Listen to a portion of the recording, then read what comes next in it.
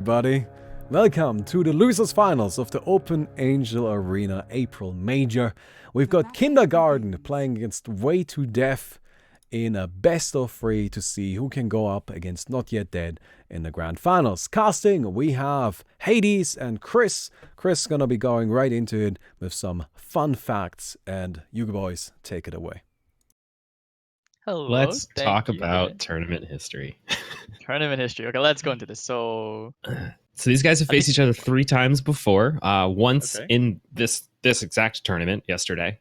So yesterday, Way to Death or Kindergarten beat Way to Death using IO in a best of 1. They've met twice before, and they went 1-1 in those other sets. So coming into the tournament, they were even. But yesterday, Kindergarten bested Way to Death. Way to Death being the number 1 seed for the tournament, and Kindergarten being the number 4. all right. So is it safe to say that IO is basically the most highly contested hero at the moment between any of these teams?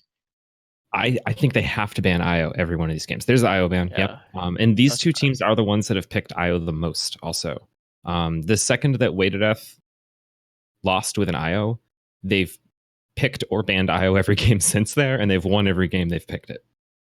It's actually about time that someone first bans Scarf. I've never seen Scarf banned. Teams always tend to let it go because they're so focused on like Troll, PA, Drow, and then this hero just takes over with how much nuke damage there is. So it's about time that I finally see this hero in the ban phase instead of the pick. Bounty Hunter ban. Interesting. We haven't seen a ton of Bounty Hunter throughout the tournament so far. I wonder if that's specific to Way to Death style or something. I don't think so. I've seen this banned in general, like Okay. always by the third ban. And me and Balmy just can't figure out why, even Unix as well. But we had a few theories about how this hero is basically like another Spirit Breaker in that sense. Just kind of roams Yeah. into the jungle.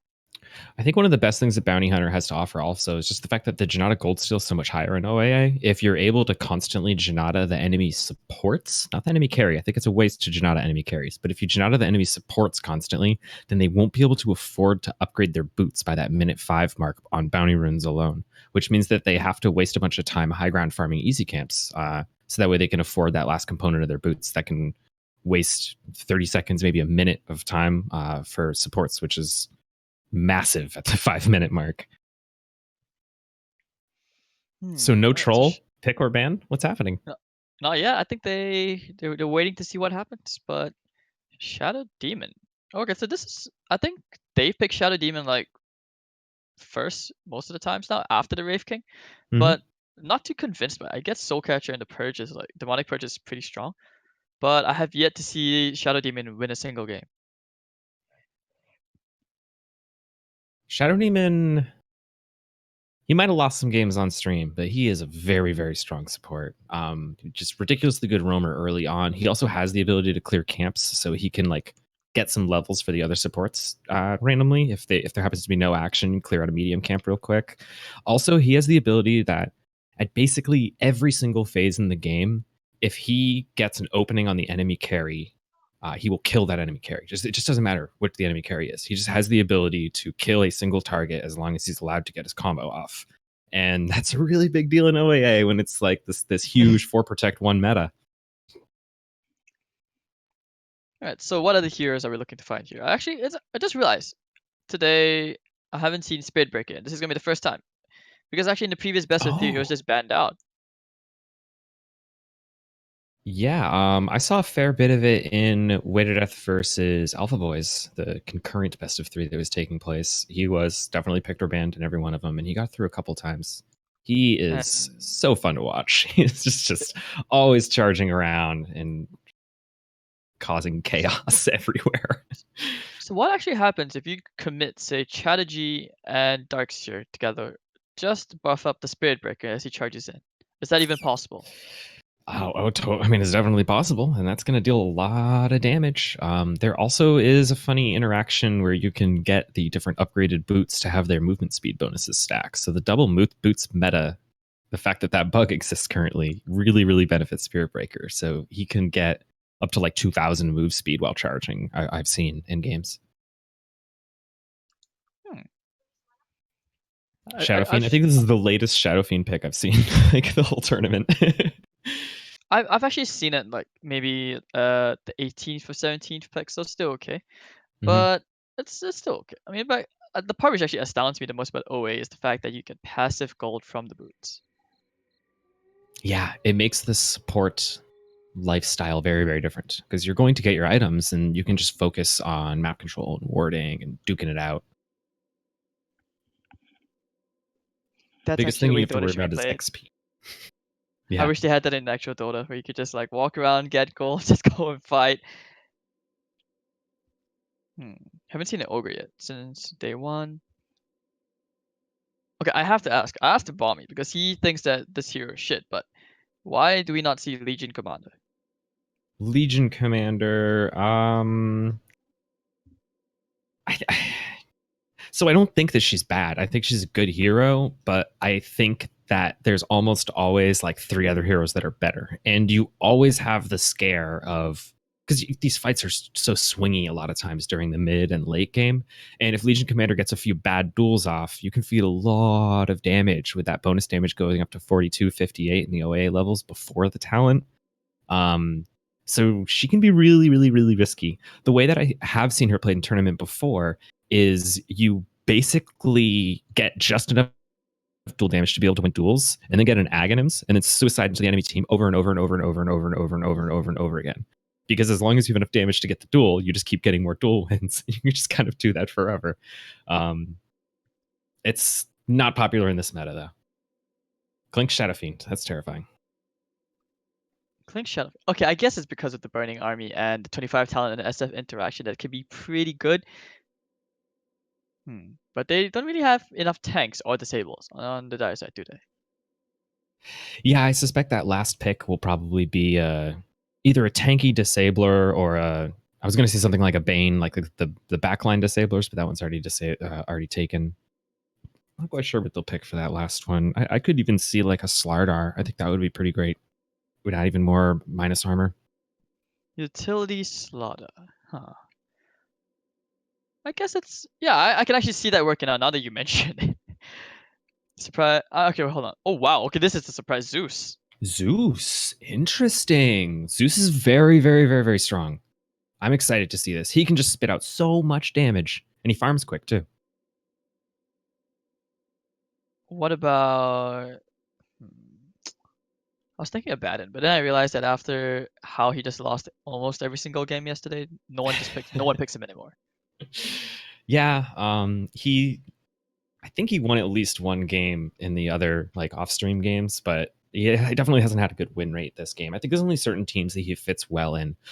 Abaddon to me is like super duper duper late game support because once you get agonyms and a custom item that we have called Martyr's Mail, you can basically just activate your ultimate to make your entire team invulnerable. Because the Martyr's Mail makes it so that damage you take, instead of reflecting back like with Blade Mail, instead a percentage of it is healed to all your allies. And of course, the Aghanim's effect of Abaddon is to soak up a percentage of the damage your allies are taking. So the sort of feedback loop ends up just making all your allies not take any damage, and you instead take it all, but you're in your ultimate form, so you don't take it. It's a really, really great combo. It used to be a lot more popular when you could get Martyr's Mail extremely early with just a tier 1 core. It was exceptionally good with bosses, I understand, because he just won't die. He just stands there and tanks single-handedly. But guess now it's a bit more different, especially since after all, you do need to win duels and fight for these objectives, depending on which team you're playing against. So this also comes down to my next question, which is why don't you see Tidehunter core? Well, you'd never see Tidehunter core, but Tidehunter support definitely can happen. And the reason that you don't see it is that Ravage has 150-second cooldown, and really, really, really long cooldown ultimates are just not popular in this meta right now because you basically, especially in the latest game, just need to hold it. Because if you don't have it for a final duel, it's so bad.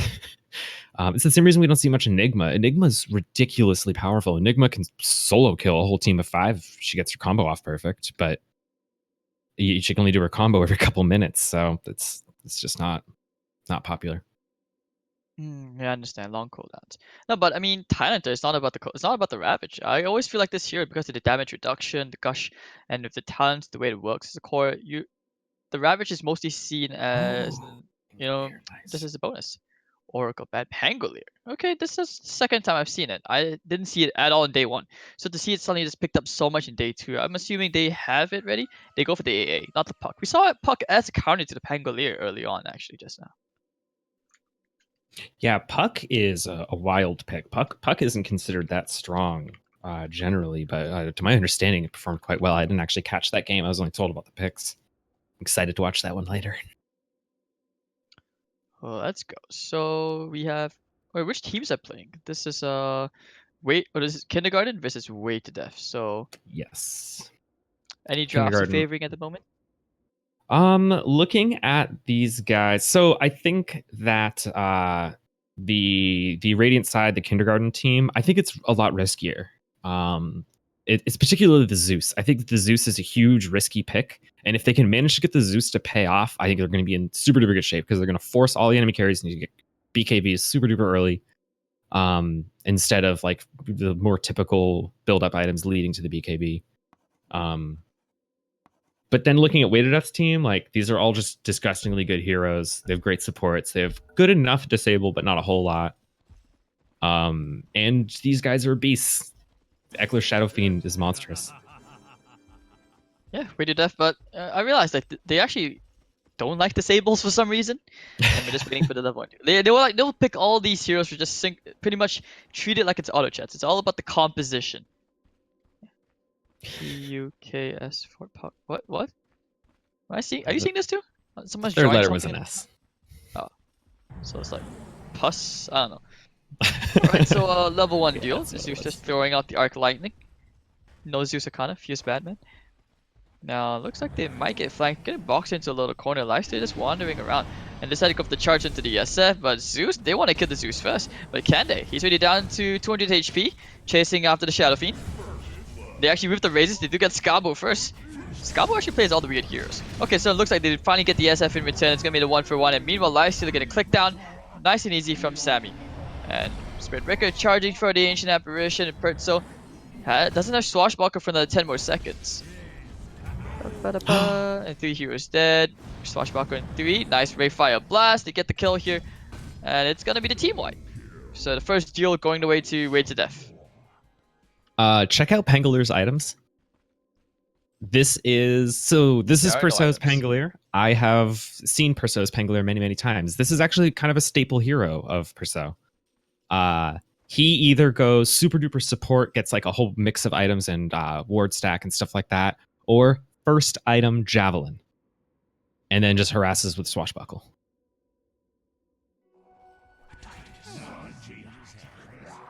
Oh, okay. I actually like that you pointed that out because now it just makes me see it just a bit differently. Because so far everyone's just been usually going for the usual items. Mm-hmm. Huh. Yeah, this Pangolier is going to be roaming and dealing a lot of damage the second he finishes that very first Javelin, which is only 220 gold. That's all he needs to get it. But it's more for last hitting, right? Not so much for actual like roaming. I Does it suspect actually we'll work? see him roaming a lot with the Javelin. I think once he gets that Javelin, he's going to try to just get lucky procs on heroes like the Clinks who only have 500 HP. Each one of those procs hits for 100. I guess you're right, because he's already doing that, and they want to try to stop the Clinks from farming. Meanwhile, Spirit Breaker roaming in, and Wraith King would just swing him down. Alright, so would you actually like favor Way to Death to win this best of 3? I mean, looking at the numbers and the tournament histories and everything, Way to Death's definitely favored coming into this, but I want to see how this first game goes, especially with the Zeus and everything. Kindergarten. So the other 3 teams of the top 4 play together a lot more than Kindergarten plays with them. So as Bommies mentioned earlier, sometimes these teams can kind of get locked in their little mono meta of like always picking the same things because they think it's best. And Kindergarten's not in the same mono meta as them, so they're picking wacky stuff like Zeus. And if it pays off, then that could swing the set in their favor and put them into the finals instead of Way to Death, the favorite team. Well, meanwhile, Pertso doing that roaming you were talking about has enough money for the Javelin just a little bit. They found the SF, who was farming up very aggressively in the enemy jungle. Not sure why he was doing that. I guess with the bottle, he doesn't have to worry so Javelin's much about it. delivered. Okay, trying to go for the rune. Right click. Proc. Wow. Oh, wow. You are actually right. Holy shit.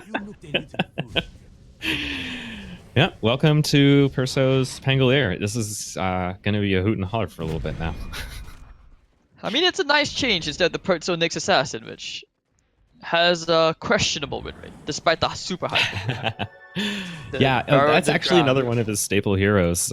These guys are like they play in Dota tournaments as well, and those are two heroes that he picks in Dota tournaments. That like these are actually just heroes that he plays a lot of, both in OAA and Dota. Scabo's actually doing okay. Gets a killing spree off Nikushino. Oh, very awesome. Yeah, they want to find ESF. They found him.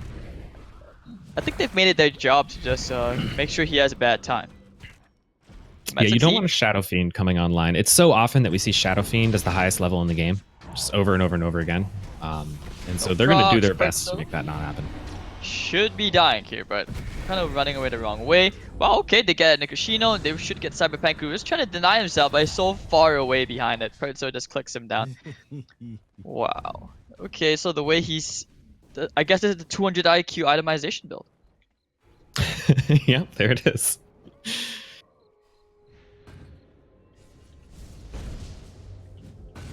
I love seeing that Scabo is on the Zeus, tied for highest level in the game. If the Zeus keeps up in levels, then the Zeus is going to do well, because levels essentially just transmute directly into damage for this hero. Scabo looks like he's actually going to be right click down. Oh, maybe not. Somehow survives. Uh-huh. What if... Okay, what if this entire time it's not about the Zeus pick? He's just here to just bait them. Just like, come for me instead. Yeah, come attack me. I promise Perso's not hiding in the corner. I promise. The next level play. Alright, so... Oh my god, how would you even pronounce Lion's name?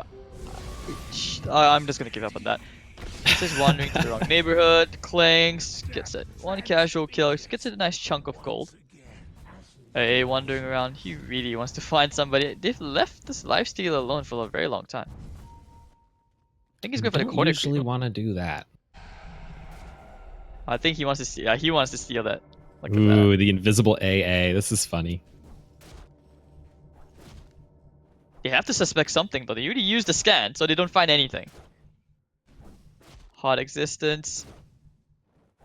He's not gonna have a very hot one, considering how Nikushina's prob. Oh, the Zeus! Oh, the Zeus! Run! Now he knows, so he shouldn't finish off the corner creep now. He should just leave it because he knows. Yep. He's waiting. He wants to rag it. Can he take it in the nick of time? He needs to use the chilling touch. One more click. Oh no! He actually caught it. What? Did he? I think the Lifestealer got it. I'm pretty sure he turned around and whacked it once. Oh wow. Okay, that's. And then promptly bought a Mithril Hammer. He was one more hidden. Okay, nice bit of shenanigans going on. So of his boots should be able to find ESF, who is level 7 now. So yeah, catching up. Do we have the swashbuckle? He's actually going to deny himself to the boss. Ouch! Get the swashbuckle. Right, yes. Nicely done. But the boss is going to get himself a couple. Yep. Of fly swats. So Gabo, Mac, Arcs Lightning. Having fun with the Shadow Demon who doesn't have any stick charges, so it's more than enough damage. Alright, easy clap. Gets the bounty win. Picks up a Veil. Brave King's just kind of running around. Ooh, I think they're about to close in on Scabo. Yeah, he will die. There's no question. No He's problem. in the wrong neighborhood. Like, sometimes, you know, I see them walking all the way to the enemy side of the map, and I'm just like, you're dead, but Bommy says that's what you call creating space. Yeah, or tactical feeding, as we also like to call it. I mean, maybe it's because it's... Oh, hold that thought. Rolling Thunder coming in and bashing into two. The multiple chain bashes one at a time. And they're gonna turn around for the clicks. Misses the swashbuckle completely. Pertso. Shield crash. does get a tiny bit of damage negation. He's running to the burning army, and they're basically just gonna run away. And gets corner creeps, so not too bad from blue. Meanwhile, Pertzel hiding inside. Oh, okay, he's actually gonna be okay. Shadow Fiend might chase him down. Oh, he's running to the creeps. Finds him. Raises. Ooh, nice blink dagger. The blink was So- sick. Dude, that's a massive mega kill streak. Where's the team? Team? No team. Just gonna TP out. So I think it's really, really awesome that for the majority of this game, there's been a 4-way tie for highest level. Which I feel like we're so used to just seeing one hero being like 4 or 5 levels higher than everyone else, but a 4-way tie for highest level consistently throughout this one. All right, going into a duel. Right, so everybody's in here for the party. Actually, no, not everyone. It's 3v3 and 2v2. So, holding the high ground. I have the high ground now, and I can disrupt it into the end, looking for the Rolling Thunder, but oh my god, that Ray Fire Blast came in the nick of time. Wraith King actually has the ultimate, so Clink's gonna get that kill there just from the high gun, but I think the Lion's not too happy. Meanwhile, on the other side, Zeus and Lifestealer just kind of crushed their deal. Yeah, Lifestealer just kind of A-clicked through whoever he was up against. The Shadow Fiend was there, and he tried to do stuff, but then Lifestealer just pressed Q. Can somebody explain why Shadow Fiend went for a Diffusal Blade? It upgrades into Butterfly. Oh, okay. Yeah, you can't get Butterfly as a baseline item. You need an upgrade core for it, and Diffusal Blade is the item that it upgrades out of. So pretty much universally, when you see a Diffusal Blade, that's usually what it's being built into. And with the raises, they claim Roshan on boss to the side. Yep, Where is and- Spirit Breaker charging to? I guess he wants the boss. We see both Everyone's teams going for playing- double boots again. Yeah, they want that money, don't they? They sure do. It's interesting how popular double boots has been this entire tournament. It seems like all 4 of the top 4 teams are consistently going double boots nearly every single game. Wait, how? I'm not sure if I was lagging, but Spirit Breaker just kind of like blinked and disappeared. They kind of like teleported away. Or is that? He started charging, and then the AA managed to get the cold feet stun Oh, okay. just as he began charging. So like he made the noise and That's not started getting caught sliding out to forward. get a with finger those. kill. Now the stun comes out. Looks like he gets a nice charge from blue. Gets the Ancient Apparition. Oh my god, there goes the Zeus ult. And they will be chasing after the Shadow Demon and the Wraith King. Looking for a Ray Fire Blast, turning around. And looks like he's just going to run away. Meanwhile, Lifestealer just doing farming things. You know, he's top of the net worth. But it's been very, very tight. At least in the top 4. Scabo going for his boots now. He didn't have upgraded boots before. I think it's just because he wanted to get a little bit more farming in from medium camps and stuff before going into full fighting mode. Ooh, Of course. Wow. goodbye. They took care of that Wraith King real fast. They sure Shadow did. Fiend. Yeah, Shadow Fiend's still farming up the enemy jungle. Doesn't really want to There's- participate just yet. Oh, they get the lightning bolt, they see the Clinks, and of course, I think they'll get it, but wow. I think he underestimated the Clinks' damage. Yeah, definitely. They at least got the kill still. I see that there's a Kaya on the Zeus now, trying to amp up that damage even more. He's going to try to just deal with these enemy carries with burst. SF, Oh, looking for the Ice Blast, but Zeus, I think he still ends up dying here anyways. Oh no, but here comes the Lion in the nick of time.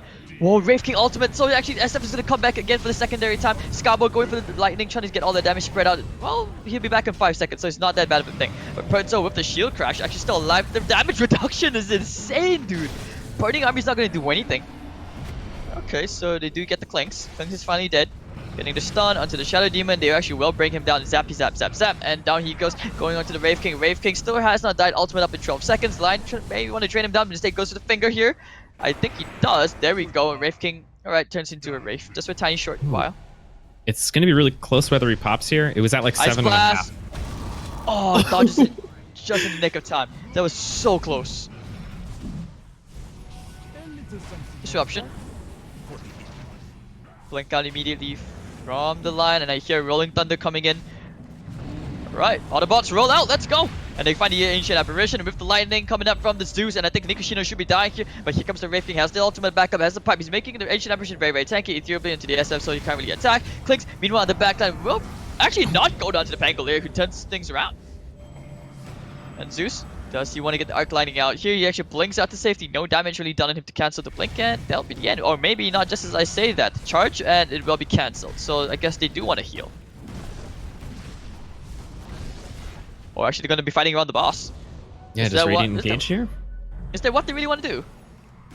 It doesn't look like they're going to. I think they're just positioning outside of them to keep them at least boxed into that side of the map. There's going to be a fight. Yeah, it looks like they actually took the Ice Blast into the next assassin. So Lifesteal, I mean. And Blue, trying to run away from this, has the ultimate, that hard making very, very tanky, and I think they're wondering why there's a dragon running around. They get a stun, and he's going to turn away into the Shadow Demon. They didn't pop the rage in the nick of time, but now he will, and he's actually going to turn into the Shadow Demon, and it actually will not be enough, as the purge from the Shadow Demon is just way too much. Yosef jumps to the air, catching the Spirit Breaker, where he'll be able to charge waves on cooldown for 5 seconds, and I think with the sandwich between 4 heroes, he does have to go down here, so... Do they actually still end up fighting, or they might have caught the Pangolier? Cold Vortex does scout him out. Yeah, they're actually chasing for him.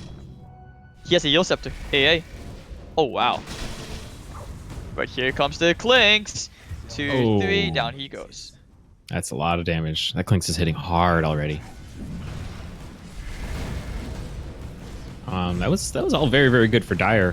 They got the objective and mostly won all of the fight quite convincingly. They're positioned really, really well. The Ice Blast. There's been a lot of fighting going on in this game. It's actually insane. Look at the shield crashed, Rolling Thunder, bouncing around. But is he going to get any kills here? I don't think so. He's going to bump to the SF and probably realizes that he has to run. He almost brings the Clinks down. But Zeus, Scabo in the corner. I guess gods do bleed after all. So looking for the Ethereal Blade, gone to the Clinks, can he run around? He has 20 more seconds before he finds that ultimate back off cooldown. Looking for the blink, okay, blinks away to safety. Wow, what a corner blink. Wow.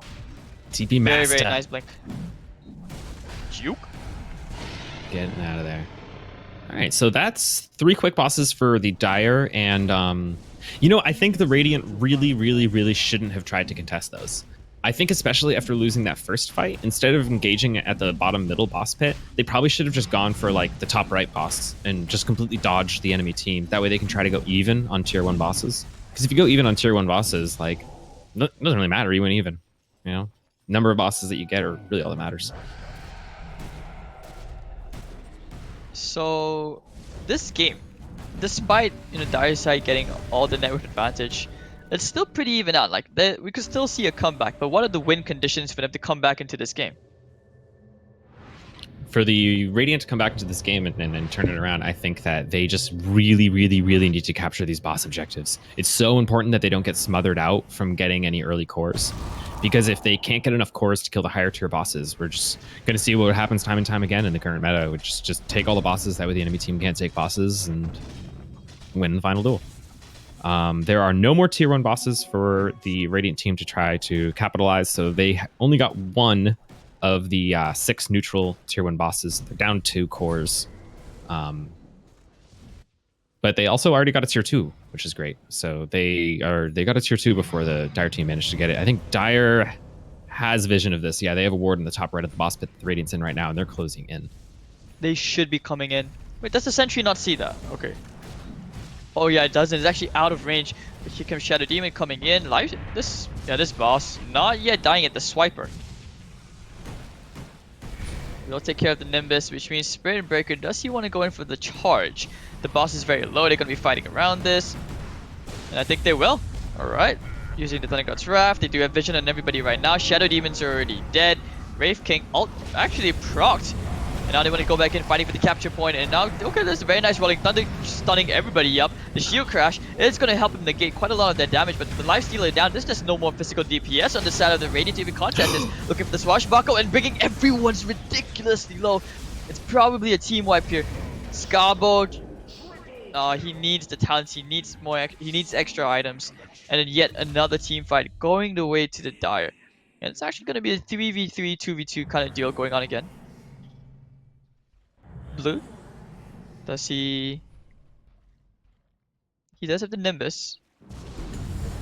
Gotta use the Veil, but the quick BKB after the Shadow Fiend. They have to wait for the BKB to wear off. Blues probably did here with the E-Raise. Nice double stun, but they will take care of the Nimbus. So Scabo, oh wow, the Ethereal Blade almost bringing down the Ancient Apparition. And Zeus has to run. Ethereal Blade unable to kill anybody. And meanwhile on the other side, the 2v2. Looks like Pangolier getting right-clicked down by the Wraith King. The Lion still in this 1v3 very awkward and sad situation, and it looks like they just lose all the duels. Yeah. The other duel looked good for a little bit for Radiant. The Lifestealer was actually able to kill the Clinks before the Clinks was able to kill him, but the Wraith King was there, so then the Clinks just killed the Lifestealer after he was already dead. And then it was just Wraith King versus the Pangolier, and the Pangolier was already pretty low. Wraith King took it pretty easy. Alright, so now they just keep increasing their gold at the AA. This is actually the most successful AA game I've ever seen. AA is very, very good. Yeah, I have not seen AA like actually be that good. Vomit like constantly assures me he's like AA is a good hero, but I haven't seen him like win like convincingly. So this is actually the first time I'm seeing the AA like properly just stomp everybody, and he's top of the net worth. Yeah, he's doing really well. Those double boots are just feeding him so much money. He's got a lot of great utility for the team. The stuns that come out of Cold Feet are actually pretty impressive. And of course, Ice Blast. It's nuts. It's such a good ability. The cooldown's so short. Wow, this boss. They actually can't kill the boss. Can they? The Ogre down bottom. They're definitely... It's not quick, but they will get it. And I think Weighted Death's too far away to contest it. They also don't have vision of it happening, so... I think this will find... Actually, do they not have vision? Oh, they're actually TPing in. I think they know.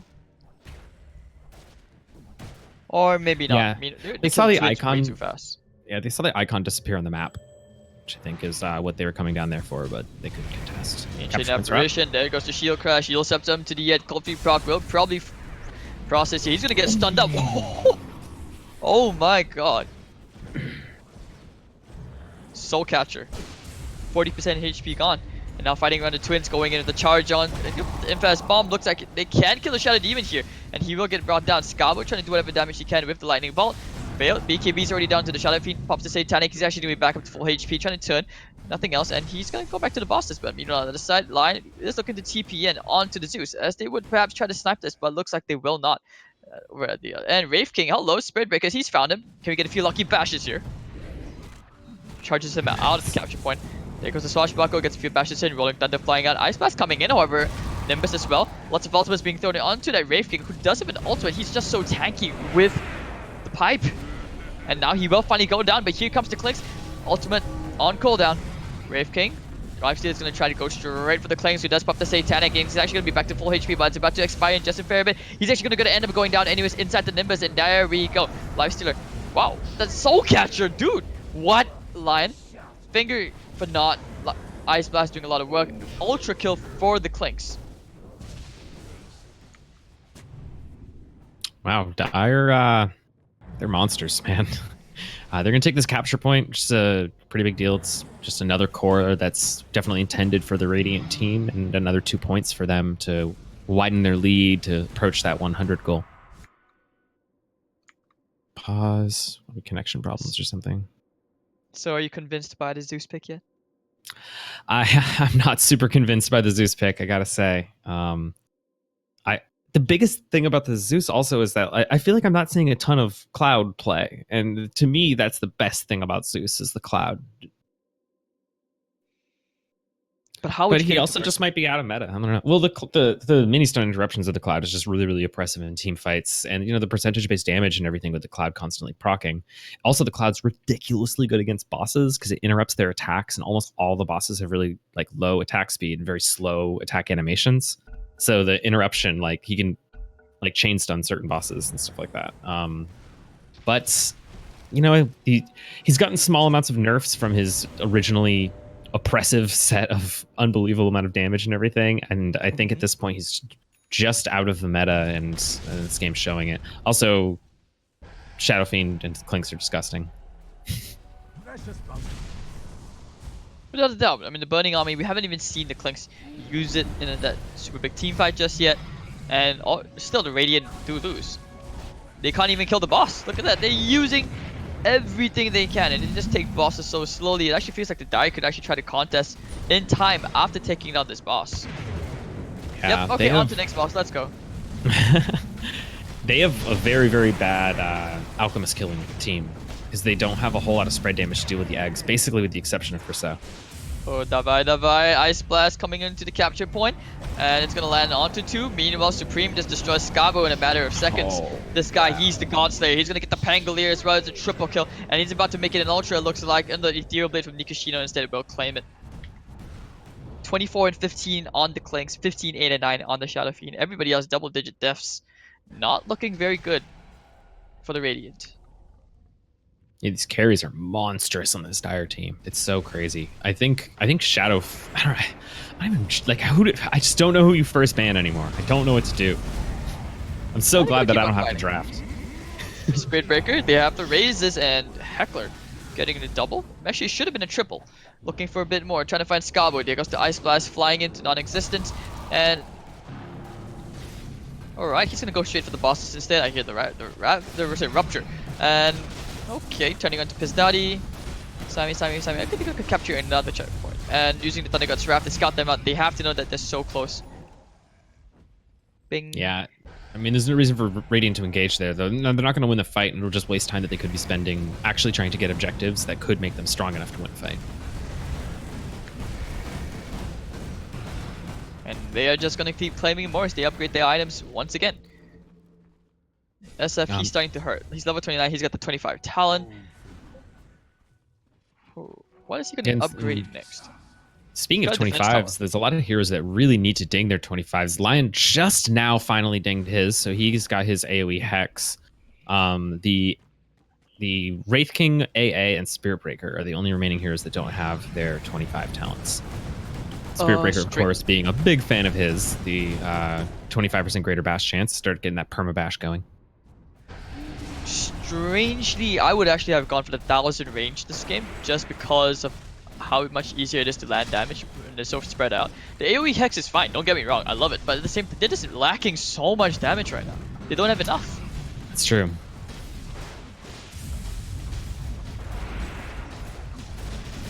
They take really long to kill this boss, and okay, they do get it. Yeah, they can kill the bosses, which is good. They didn't get shut out so bad that they can't actually take down these high tier bosses, because that's when you've really lost, is when you didn't get enough cores to actually be able to kill the uber bosses when they start spawning. So they're definitely still in it because of that. They can keep trying to take these bosses, keep trying to dodge the fights, but they also only have 18 more points before they're going to need to win an honest 5v5 to stay in the game.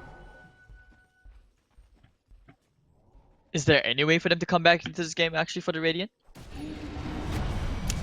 A lot of good bosses and a really, really awesome team fight. The craziest Rolling Thunder you've ever seen, a perfect charge, proc on every right click. So basically you're saying there's no hope. That was a really subtle way to say that. It's maybe just a really, really absurdly tiny hope. Let's call it that. There's always a chance. Hey, like they say, if the game is not over, there's still a chance to win no matter what. I just don't think this is one of those games. It could be the case. Well, it'll only be another minute or two before we find out just how over this is. I just don't know how they're going to be able to disable enough of the Dire team while keeping enough of the Radiant team not disabled in order to take out these two extremely important cores that just deal so much damage. I'm surprised to not see almost any Heaven Halberd in most of these games. There's actually finally one coming out on the Spirit Breaker. He's just got a level 1 Heaven's Halberd. The duration on it scales with leveling up, so leveling up that item is very good. The max level duration's 6 seconds. Got a deal. Going into the Rolling Thunder. You say you wanted something good, but I don't think that's a good one at all. He's not getting any damage out. It's a shitstorm basically, man. Rolling spoof. I mean, to the Dire side, that's a hamster ball. You know, the ones which just roll around doing nothing. Yeah. So the hamster ball, doesn't do anything when you said that was what they needed. So a perfect Rolling Thunder to get, a tiny hope winning. So Ultra Kill, Supreme. Yeah, well, he's going to use that duel as a learning experience, and now he knows that that approach to Rolling Thunder isn't the best.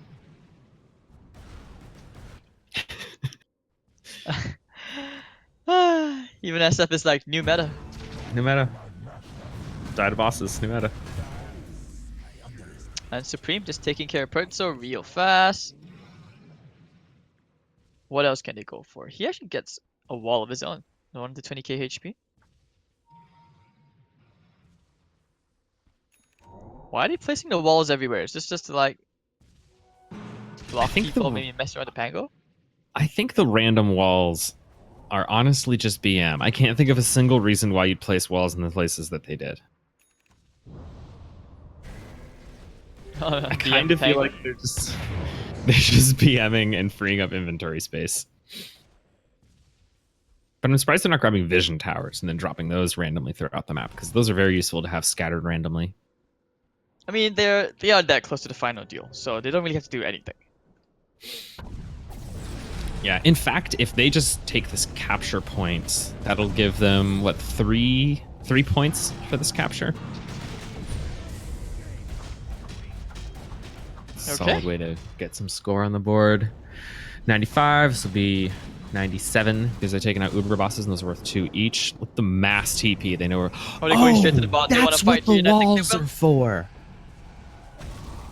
Wait, what? They're TPing to the walls. No way. Yeah. Oh, that's so smart. The Klink's TP'd like between the 2 walls, more or less. Like, he doesn't have anything over there. He's not on the Radiant team. He was closer to their shrine than his. Oh wow, the next level play, dude. That's not next BM. level play. That's just 200 IQ.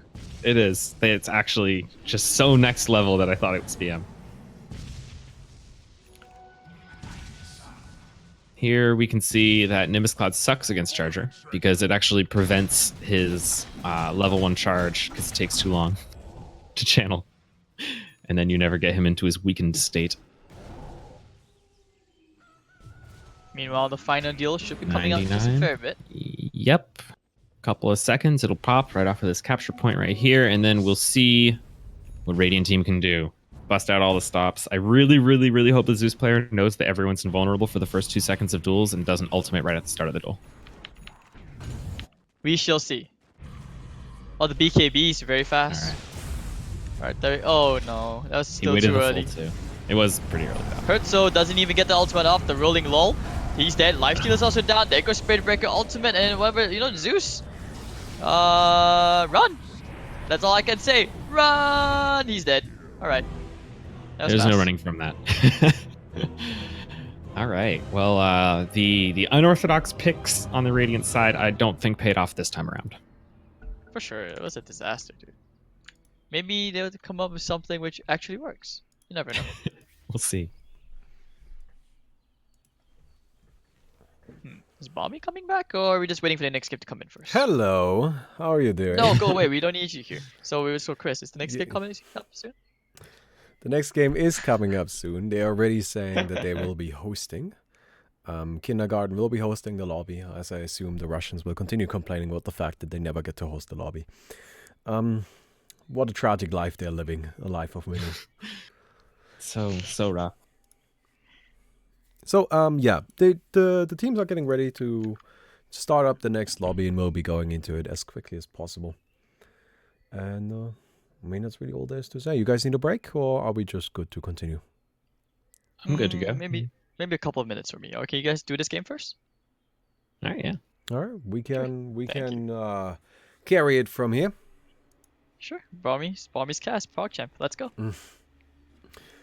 So, I mean, yeah, it does really just kind of feel like Kindergarten doesn't quite have the meta figured out yet.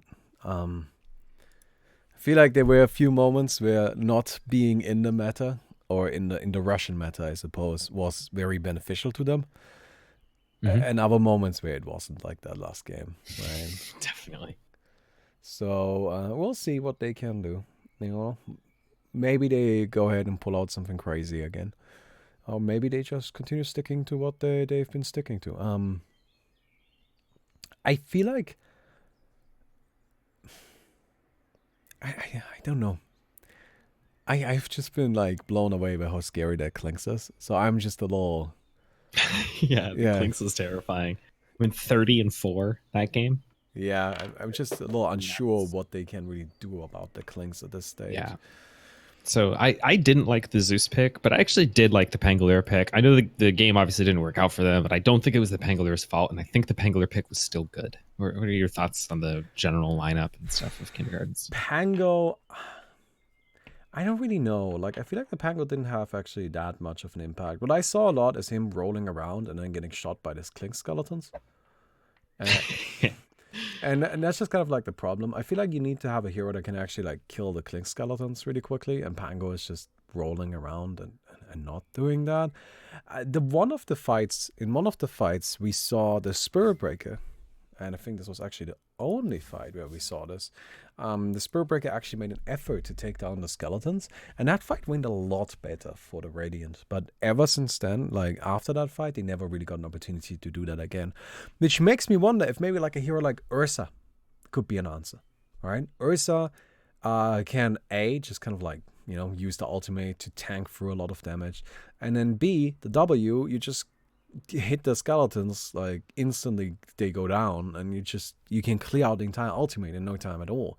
And then of course, like, your tankiness allows you to just kind of say, all right, I'm going to spend some time killing these skeletons, I will be able to survive the fight anyway. I'm not sure what the right answer here is, but to me, actually, I feel like the biggest problem of Klinks was really that ultimate, because anytime that ultimate came out, the team fight was over. So that's what I'm hoping they'll find a solution to. You're already Yeah, I was loading really into the impressed game? with the effectiveness of the ultimate. Yeah. It's just a scary ability. It's especially once you get the split shot searing arrows going on, because keep in mind, ultimate also split shots. So yeah. Anyway, we'll be heading into game number 2. I mean, we're already loading into it, and we'll see how it goes. I think the sides are the same as before, so I don't really have to change anything there. Just convenient.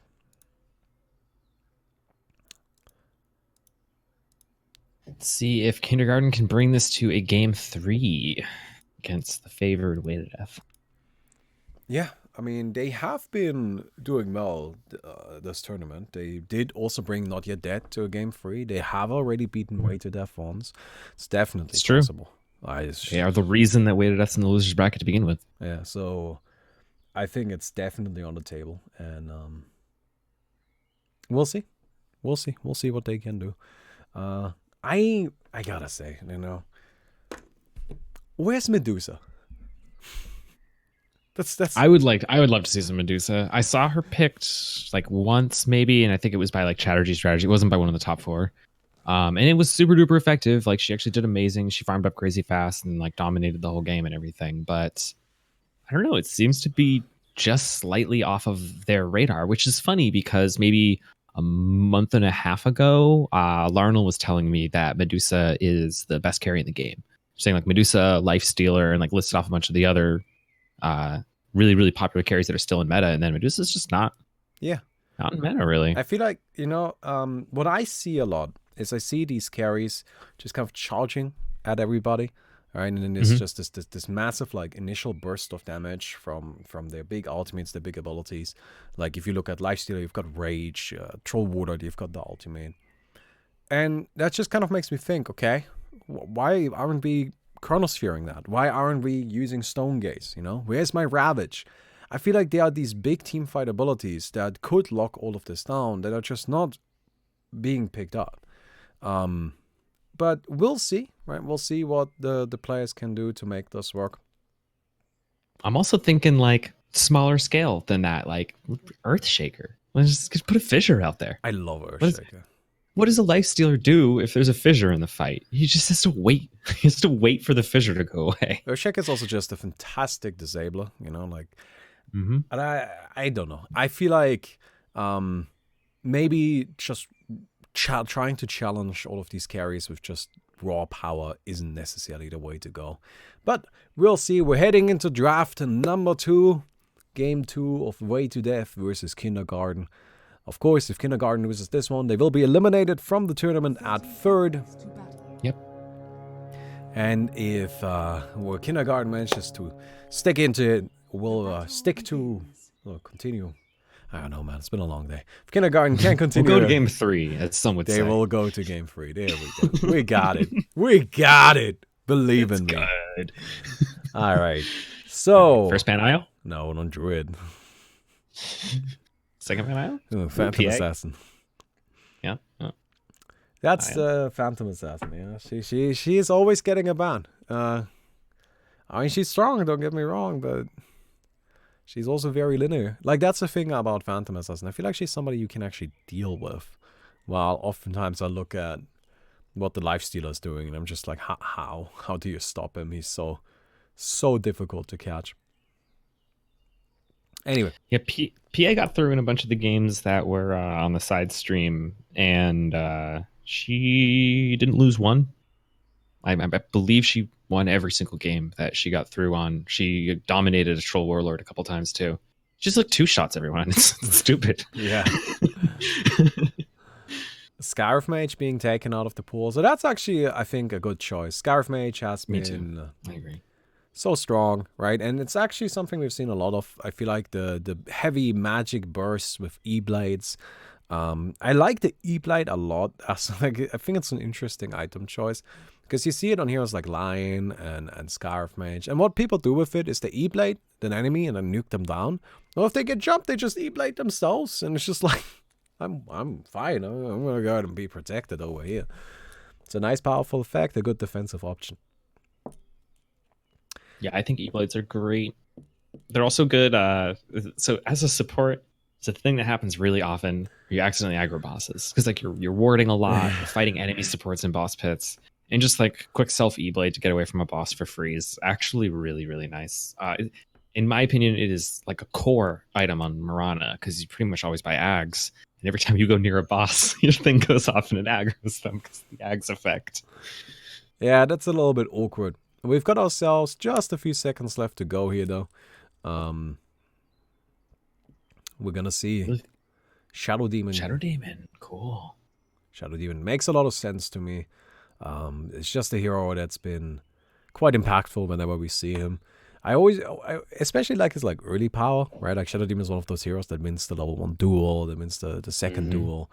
And then he kind of like goes a little bit quiet for a little while, but in every fight he has his impact. He's also strong at actually taking out those big carries, you know, breaking away their passives.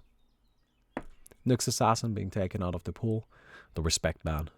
So there's a lot still in here, right? Like you've got Shadow Fiend, you've got Lifestealer, like a Wraith King, all right, Troll, of course. Troll Warlord. There's so many good heroes here that are still available. And it really does seem like Kindergarten is trying a bit of a different approach this time around. You know, they're saying, all right, we kept banning the carries, but there was always another carry they picked. But they always had the same supports. So let's go and take out the supports. And maybe we can just deal with the carries fine. Maybe it's actually the supports that's the problem. And I feel like that's a reasonable idea here. Wraith King. Yeah, and last game, I think they were playing the early game really, really well. The Shadow Fiend, who typically, after the first minute, is top level and stays top level for the rest of the game, was barely a contender for top level until 3-4 minutes in or so. And then eventually he did take off and go nutty. But if they can try to keep that pressure that they had last game and then just push it a little bit further, they can do some crazy stuff. No Shadow Fiend pick from Way to Death. Interesting. They're switching it up a little too. They've really, really been favoring this hero all throughout the tournament. I feel like the Ancient Apparition might be basically saying, all right, you want a lifesteal? Nah, not right now. It's also a great hero to pick along the Troll Warlord just because, you know, it's kind of a soft ban. You know, it's just you don't really want to go up against Ancient Apparition if you have a Troll Warlord. Troll does rely a lot on lifesteal. So, makes sense to me. Seems like a reasonable choice. We've got the next pick coming up from Kindergarten. What have they gone for before? I mean, I feel like at this point, like Shadow Fiend might be on the table, but you know they have that troll again. I feel like you gotta have a solution to the troll at this stage. You gotta Yeah. try something, right? Let's go Axe. Yeah, Axe, sure. Let's go with the Axe. Let's go. Let's go with the Omni Knight, right? But let's get somebody that deals with troll. Let's not try to, pick a Lifestealer because Lifestealer is good. Although admittedly, Lifestealer is good. But Lifestealer's really good. But Lifestealer against Ancient Apparition is a little bit worse. And That's true. Yeah. Yeah, it's a difficult combo to pick into. I'd love to see Timbersaw. Nice. I like that too. I think Timbersaw is really, really good. I was thinking that like maybe they could pick Axe, ban Timbersaw as part of theirs because Timbersaw's so good against their team. But now they have it themselves. They also like Timbersaw. Just Scabo Nice. likes playing Timbersaw. It's just we've seen the Scabo Timbersaw quite frequently. Shadowfiend Yeah, being taken Echo's out. Timbersaw is also insane. Yeah, I mean the hero's just good. Shadowfiend being taken out, Bane being taken out. Timbersaw also a hero that can actually like probably take at least a little bit of a beating from Troll, so that's good. And can you Timber Chain while you're rooted? No, I don't think so. I'm not sure. But yeah, so Timber Chain at the very least while not rooted is like a nice escaping ability. Lion being taken out of the pool as well. Makes sense, just like a strong disabler, right? If you're looking at the dire side, if you're looking at way to death, you want your troll to be able to attack, and Lion just kind of prevents that from happening. Notable heroes still left in the pool, Klings. We have seen Klings excel. Klings is still in there. So that's something to consider. I know Naga isn't really popular, but like, Naga is a hero. Naga is good, and I like some of the recent changes that have happened to Naga, but I think her ultimate just is too long of a cooldown for how frequently you need to engage. Oracle Ban, I think that's cool. I dig it. So Clinks, as you said. We also have actually seen a fair bit of Wind Ranger. I don't know if there's been any on the mainstream. No, but, there definitely was. It's been both picked and banned. That might be something to bust out here. The rating team definitely needs more damage. The Dire has at least one core damage dealer. And the Chatterjee, sweet. That's cool. I dig it. She's been pretty popular. She's been super popular, and I think it's awesome. Way to Death specifically has picked her a lot. Cool thing about the Chatterjee pick actually kind of blocks Omni Knight from coming out, which would have been... Yeah, Omni's so bad against Chatterjee. Yeah, would have been nice against the Troll, but not going to happen here. Chatterjee performs excellently, perching off the ultimate without any sort of trouble. I wonder if we're going to see some cheese. Or maybe, honestly, like the thing about Kindergarten, I feel like they're very confident in their abilities, as they should be. So that makes me think, like sometimes when you're confident, you just say, all right, you won that one. Let's go again. Right? And you don't try to change it up. You just want that rematch. You're just like, no. Not today. We can play that again. We do the run back, and this time I'll get you. So far, I really like both teams, honestly. I suspect we'll see Eckler Axe.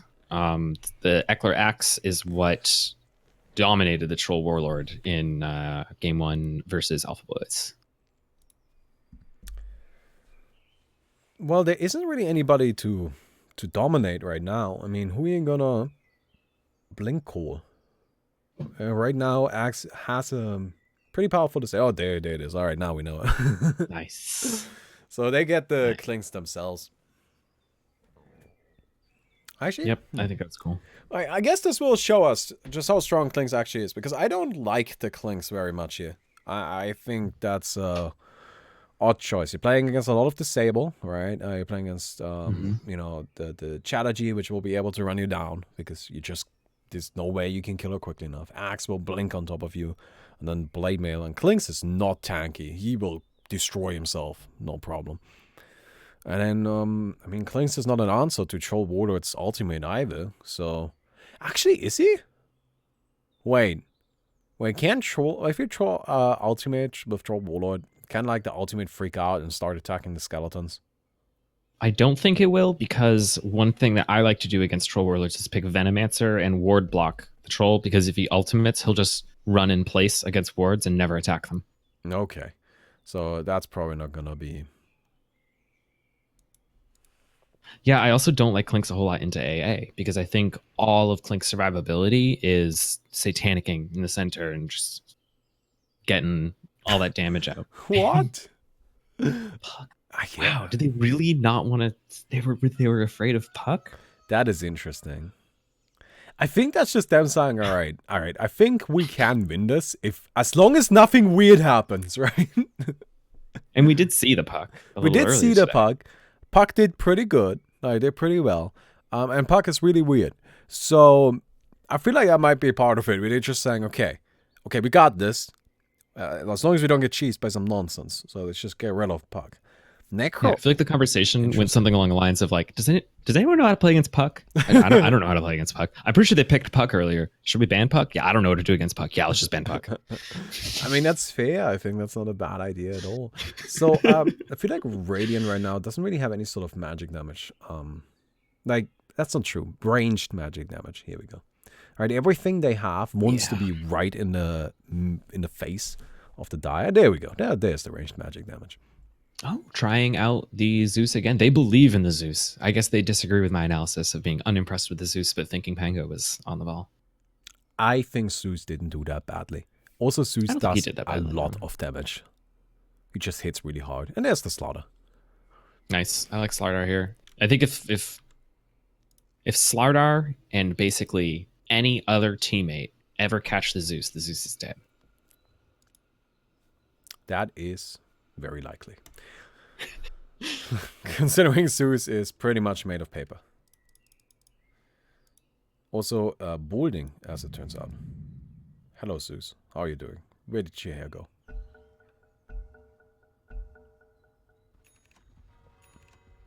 Does he have his hair now? No, this is balding Zeus. Alright, cool. Who am I to judge that? You know, sometimes you just lose your hair. There's nothing you can do. So, I guess while Hades isn't here, I now have to do the commentating. Haha. But I'm so sleepy. Alright, let's do the duel then. We've got ourselves the 5 heroes charging at each other. Slaughter on the front line. He's ready to take damage. Actually, immediately eating a tree to get the health regen. Gets a big crush. 3 heroes. Chatterjee charging in. Klink's gonna be the first blood. Skabo does a lot of damage, but will be taken down in return. Slaughter coming in for the second crush. Gets 2 more heroes. They will take down the Wraith King. And now it's 2 alive for the Radiant. No kills so far for the Radiant as well. So this is looking like a quick 6-0. Actually, no, they get the Ancient Apparition. It's looking like a 6-1. We'll take a 6-1. Could have been worse. They get themselves the Spirit Breaker and the Zeus. And with that, we start the game. Yeah, it didn't get 60'd. That's, you know, can't complain that much. Start of the game. Oh no. Not getting 60'd. Oh no, the haste on the Slaughter. Slaughter is coming in. Oh god. Speeding up on that poor Zeus. What's Zeus his name? HWA. HWA. That's the name, right? Oh yeah, it is, because HWA is the name of someone. I was like, oh, it's either HWA or JMN or one of the other ones. Like, we have all their names on a roster, but there's too many people with different names to tell who's who. All right, so we got HWA. Yep. Feeling really funny about that. Yep. What a Skabo in the meantime. Clever guy. Back to farming his... this is his favorite camp, by the way. Every single time I see Skabo play Timbersaw, that's the first thing he does. He goes over to the camp, like the hard camp on the other side, yeah. Yeah, well, medium camp. Those are mediums. Oh, those are medium, yeah. Also, Skabo likes mangoes a lot. He buys a lot of mangoes. I guess he doesn't... Yeah, I've noticed a fair bit of the kindergarten team kind of just chug mangoes all early game. Yeah, that can't be healthy. It's organic. So what? Just because it's organic doesn't mean it's filled with doesn't mean it's not filled with sugar. Oh, bounty? Free towards the Dire. Or person almost manages to snack that one from Ekla, but not quite. And in the bottom left, the Slardar had a perfectly timed crush to stun 2 heroes in order to secure his rune. Alright. Zeus gonna be chased down, going a little bit aggressive, eats a mango for absolutely no good reason. And is now gonna be taken down after one more crush. Yeah, with one less mango. With one less mango. A true tragedy. Nikoshino now chased down by blue. Double D, double die. We've got a quick Rayfire Blast. We'll be locking down the Ancient Apparition. Quick Arc Bosses Lightning haven't to finish spawned it. yet, so even if he managed to make it up there, he wasn't going to get denied. Yeah, right now I feel like a lot of these fights are... actually, I don't know. Like, we started at a 6-1, right? Now we're at a 3-8, so it's actually been a 2-2 in terms of fighting. Scarbo gonna be able to make it to the shrine that heals him up. Nice whirling death. That does a lot of damage. There are actually 3 strength heroes on the dire side, so... Scarbo's sick. And he Look at him, just he's like, did it come on, as let's well. go. Yeah, he's happy to fight 3 heroes. He doesn't mind. He's ready to fight more. Like, oh, you supports, you thought you caught me. Oh. Getting an early point into the reactive armor. This is actually a little bit of a variation from what I saw him do earlier. There, he just went full-on whirling death, timber chain, not bothering with the passive at all. I feel like that worked out pretty well for him right there, though. Like having the additional regeneration on armor. It's nice.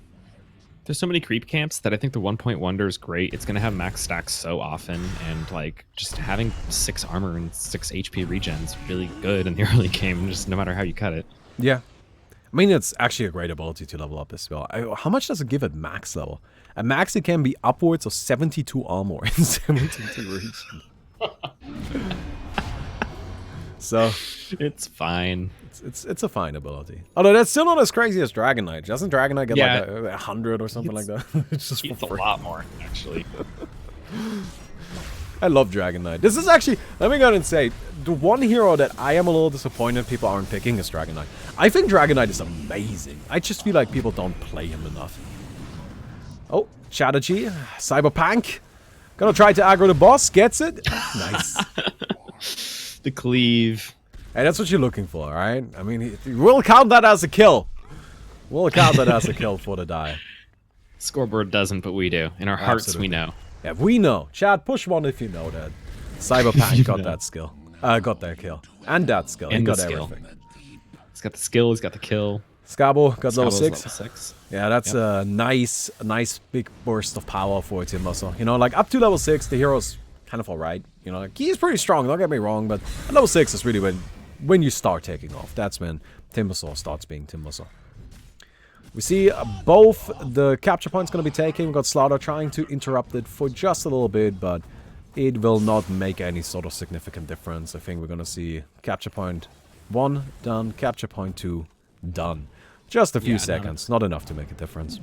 A substantial delay. I saw like a 45-second delayed first capture, which like that's actually a lot of money. That's Earlier like we had 1,500 gold on every hero. in the winners finals. We actually had a capture point where the first capture point, so they were both interrupting each other. The first capture point was captured at 6 minutes, so it was a full minute delay, and the second capture point was captured at 6:30.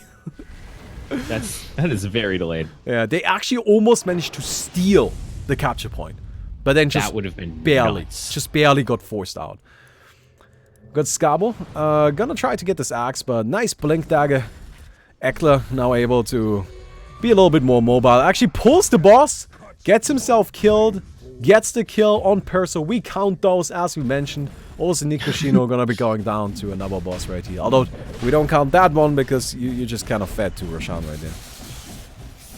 And they're gonna go ahead and get themselves their second set of boots. Wraith King trying to take Radiant's that ancient cap. trying to steal the ancients. They'll over get here. it. I think they're going to. Yeah. You know, I really like this play. This is something that is really clever because it's too early. Right, this is not when you do that. Stealing ancient camps is something that happens, absolutely. Just not now. You would do that later. And so, even though it took longer, the Dire just wasn't aware that it was happening. And not even that much later. Like the typical time to do it's like 7:38, but they did it at 6. Yeah. But that little bit of a timing window really makes a big difference, because in that timing, Daya was actually doing a boss. Eckler blinks in, gets himself 2. Skabo turns it around though. Eckler getting cut down in HP. Klink's ultimate comes out. Klink's not quite strong enough to do massive damage yet, but should be enough for Supreme. The ultimate is active, healing him up. He gets charged down, 1 more hit. Ooh, that creep almost stole it. Eckler now on the retreat, and Eckler is going to be forced out of there. Meantime, Cyberpunk also running away. Both the tanks going to be forced out. Oh no, Eckler, never mind. Eckler wants to keep going. And he's going to be going down under. Go, boys. Into the grave. Cyberpunk now charging in. Wants the Spirit Breaker. Cyberpunk stunned up and taken down. Yules up into the air on the Clinks. Stun, follow up. Invisibility is active though. They scan him out. Get the Slaughter Corrosive Haze on him. But he is already too far away and they just don't have the follow up needed. Supreme also picking up the Greater Face Boots. That's something I find quite interesting is that Troll has been going for Face Boots a lot. Now, I'm not saying that that's bad. I'm just gonna tell you why I don't like playing with Face Boots on Troll. Because if you have Face Boots on Troll, your Splinter attacks actually count for the Fever, which means you cannot build up any Fever while farming camps anymore, as long as there's more than 1 creep. Because you will constantly be resetting Fever because you're attacking multiple targets. That's why I like Treads more, because with Treads you can actually build up Fever, and against certain camps that can actually make a difference. Yeah, but Tread's numbers are actually so low right now. Yeah, that, Treads aren't very good. You actually don't buy them on a single hero. There's no hero you currently buy them on. Yeah, it's just something that I always feel like feels just a tad bit awkward.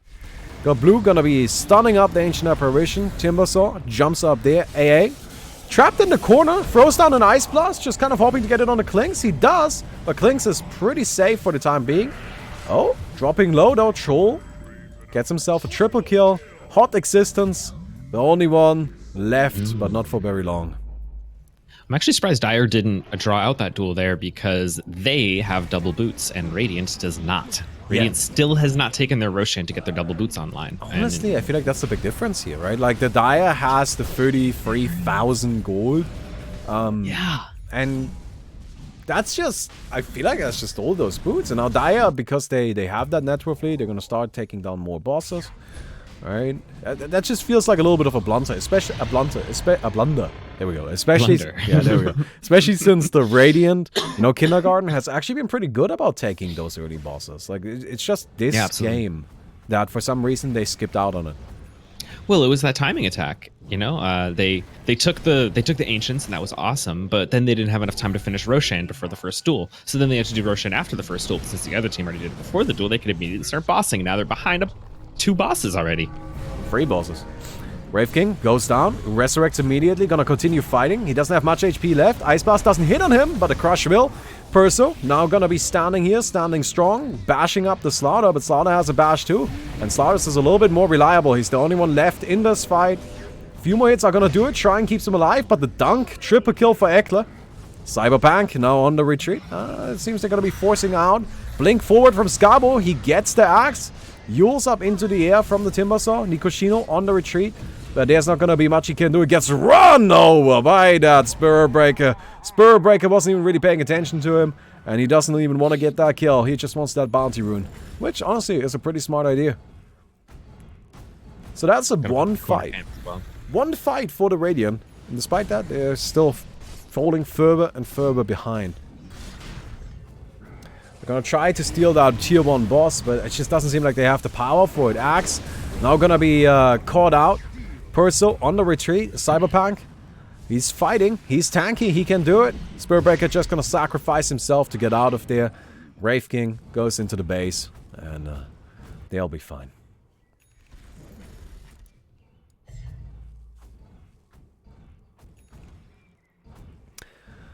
HWA. What a name. What a name. What a guy. Skabo finds a nice camp, but Eckler is here. Admittedly, I feel like Skabo can still win this. Yeah, Skabo gets the camp. Will be dunked down, but, we got some money. Although, admittedly, with the double boots, you're not really getting much money. It seems that Radiant has at least managed to stabilize the gold difference, right? Before, Dire was pushing further and further ahead, but at this stage it seems like we are at a standstill. Oh, they get themselves the Timber Saw again. Scabo. Scabo's running around on his own a lot and gets dunked down. Right next to that tier 1. That tier 1 will definitely be going down rather quickly. And I don't think there's a response possible. They are in the area, but with the axe just constantly jumping in and threatening that big core, what you gonna do? The capture point gets taken. Wraith King blown up. Meantime, we've got Perso just kind of trying to deal with the Troll Warder. He is disarmed, but the BKB now coming through. Scabo on the retreat. Still continues to get beaten up by the ranged form. Axe. Wow, Axe, look at him. Just barely alive. That's... The Klings just doesn't do enough damage at this stage. Oh, talking about not doing enough damage. Never mind. He gets himself a quick kill and gets melted. Axe. You know what? He doesn't need to do damage if you do it for him. Ancient Apparition goes down. Troll Warlord still being kept alive by his ultimate. The lifesteal comes through. Oh, activates the not Scotty, sorry. Satanic as well. Crush onto the Zeus. Gonna be forced away. And by forced away, I mean die. Supreme. He's still standing, despite all of this. No ultimate, no Satanic this time. And he will finally go down. Slaughter on the retreat. Kind of trying to maybe get a blink out. But the bash, the jump, the whirling chain. And Scabo gets himself an ultra kill. It's funny, like that fight lasted forever, but most of Way to Death was just like farming, warding, like doing their own things. It was really just like two heroes. Yeah, distracting Kindergarten for like 2.5 minutes. It seemed like one of those big fights where, you know, both teams keep respawning, they keep coming back into the fight. But really... But only one was doing that. Only one team was doing that, right? Like, the Dire side was more like, oh, you got me. Alright, I'll go do something else. Is that alright? Yeah, you guys just keep fighting. Alright, good luck. Yeah. And, man, they just melt these bosses so quickly. With that Corrosive Haze, I assume they've got a Solar Crest somewhere. Oh, yeah, there it is on Chatterjee. That's so much minus armor. Oh god, they find them. They find them. Zeus ultimate comes out. Capture points will be active in 30 seconds, but I don't think either team has time for that right now. Kling's gonna throw out an ultimate. It's a very close ultimate, not very far spread apart. It does a little bit of damage. Axe definitely dropping just a tad bit. Actually, Zeus seems to be putting out most of the damage right now. Eckler on the retreat. He doesn't have much HP left to play with here. Blue, in the meantime, just trying to pressure the Slaughter into the corner. Slaughter activates Sprint. He can't leave. The Skeletons are just simply holding the position. Now the Skeletons are done. Wraith King. He's kind of frozen up. We got a TP out from the Slaughter. Kling's now coming back into it, but this is the power of the Ancient Apparition. Cold Feet. Gonna stun him up. And so, the Dire chases the Radiant away from this boss. They don't take the boss themselves, but at least they buy some more time. Yeah, oh, Supreme. Supreme. Like fine with the disengaging. Oh, melted. Wow. I mean, that was just greedy though. Stands there on his own, fighting Nimbus Cloud. That's not gonna get you very far.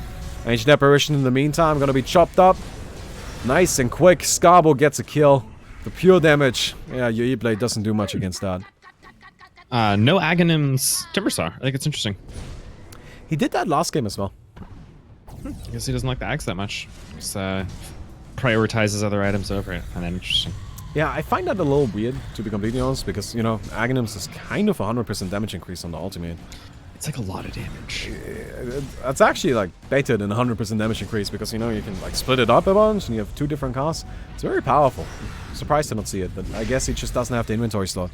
They get a nice dunk on the Wraith King. Wraith King, I feel like Wraith King hasn't been doing anything this game, to be honest. He goes down. Kling's gonna be jumped. Slaughter just frontlining with that BKB. He doesn't need to be scared of anything. Spirit Breaker comes in with the big bash. Zeus is now also here. They do a lot of damage, but Slaughter doesn't care, because he's just Slaughter. Who cares? He doesn't care if he dies. In the meantime, his team is just taking the boss. Eckler holding the capture point. Perso is trying to charge in, but there's just too much in front of them. They are rotating it around. Now the Ancient Apparition secures the core. Perso standing in the middle of this. After all of that, they just got nothing. They just got nothing. They got some kills, but they don't matter. They're gonna get blue again, it seems. Well, Troll Warlord standing in the middle of this. No Satanic ready. dropping low. Zeus comes in. Supreme just doesn't want to live anymore. He gets blown up. I mean, he could have just left, but he didn't. And it's decided, you know, like, you guys deserve a kill this fight. We can't just kill you this many times and walk away. That's rude. That fight was absolutely brutal. It was so beautifully done as well. If you saw in the background, you know, I've got the axe blinks in after he's done blinking in. It just kind of rotates backwards to capture point and eventually gives it up to the Ancient Apparition, who can fight from a longer distance anyway. Yep. I love that they swapped out with the AA. It's just like, yo, I want to fight. You take this instead. Always making sure somebody's on the point though, and that's what matters. Axe does go down in this fight. Ancient Apparition next in line. Hot is trying to fight this out. He's got a BKB. Ultimate is not ready. It's been used, but not in a good position. It's not going to do anything. They managed to move the fight into a better spot for themselves. Cyberpunk now trying to fight it out with the Klings. Doesn't manage to do so. Supreme, the only one left here.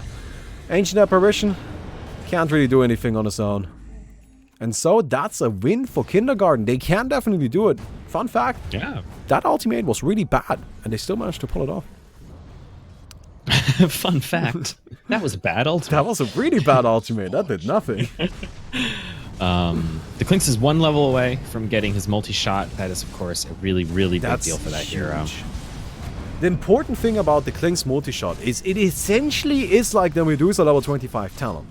Right? Like, he can actually lifesteal off of that. He applies Skadi. All of his nonsense works on the multi-shot. It's just a regular attack. So, yeah. Like, that's really important. He's gonna have a lot of healing. Except when he gets ice blasted. That's yeah, except for when he's that might be a problem. All right, gonna take down this charger. No, they're not. No, they're not. They're gonna do it really, really, really, really, really slowly because HWA has a clever name, but does not realize that you should never Nimbus Cloud a charger. Yeah. So the way the charger works is as the next tier. Yeah. The way the charger works is the charger has a little animation and then charges into you, towards you. If he manages to squish you between, like if he manages to catch a hero, he will drag the hero, and if he manages to charge you into a tower, you take crazy amounts of damage. It's a ton of damage. But if instead the charger doesn't hit anybody and just runs into the tower on his own, he loses a lot of armor and can very easily be taken down from there. And that's what you gotta do against him. The problem is, with the Nimbus Cloud keeps interrupting the charge. So he can never actually, like, do his charging animation or complete it until he has taken a certain amount of damage, because as the charger drops lower, the charging animation gets faster and faster.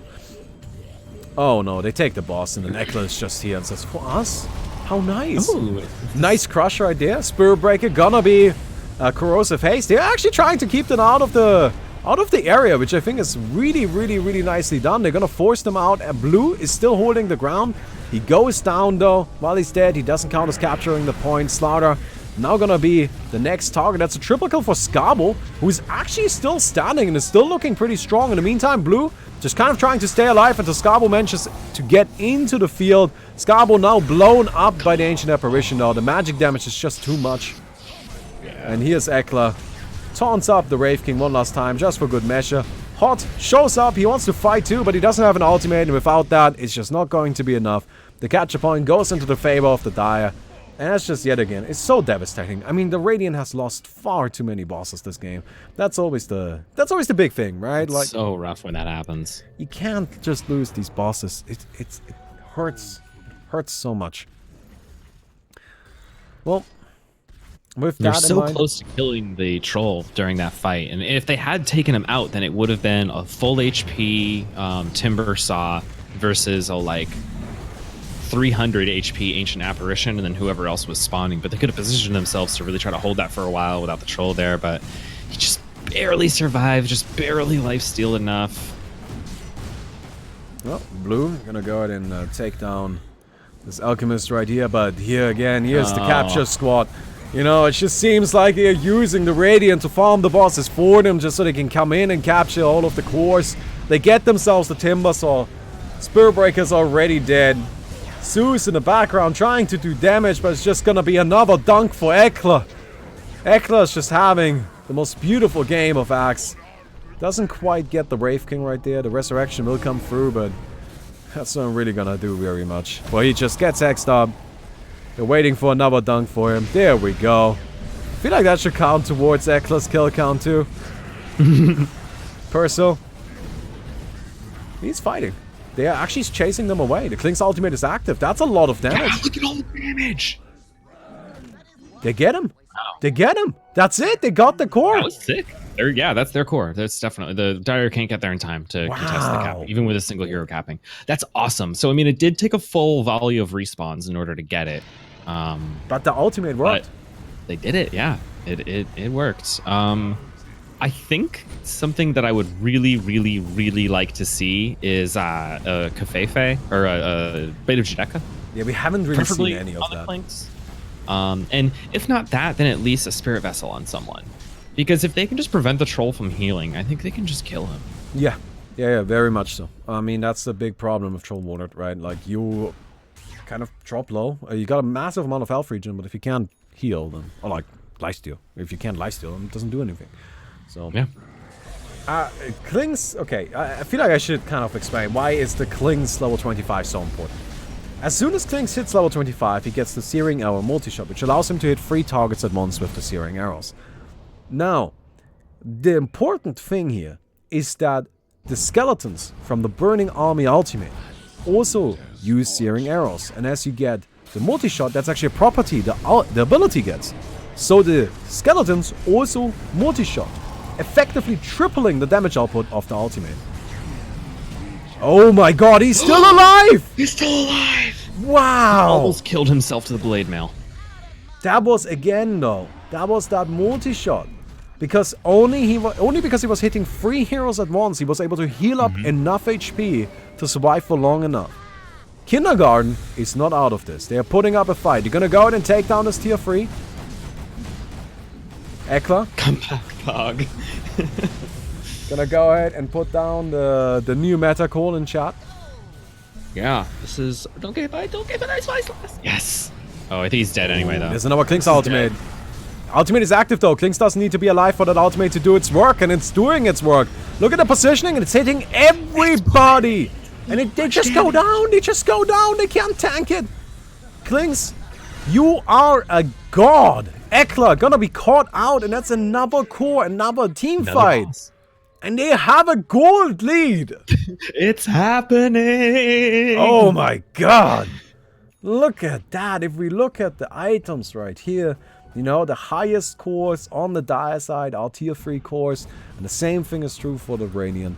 The Radiant, even though they are mildly behind on cores still, that doesn't mean they are out, because they are still in this game. They can very much do this. If we look at this gold graph, difference in net worth, it's just completely given up on numbers.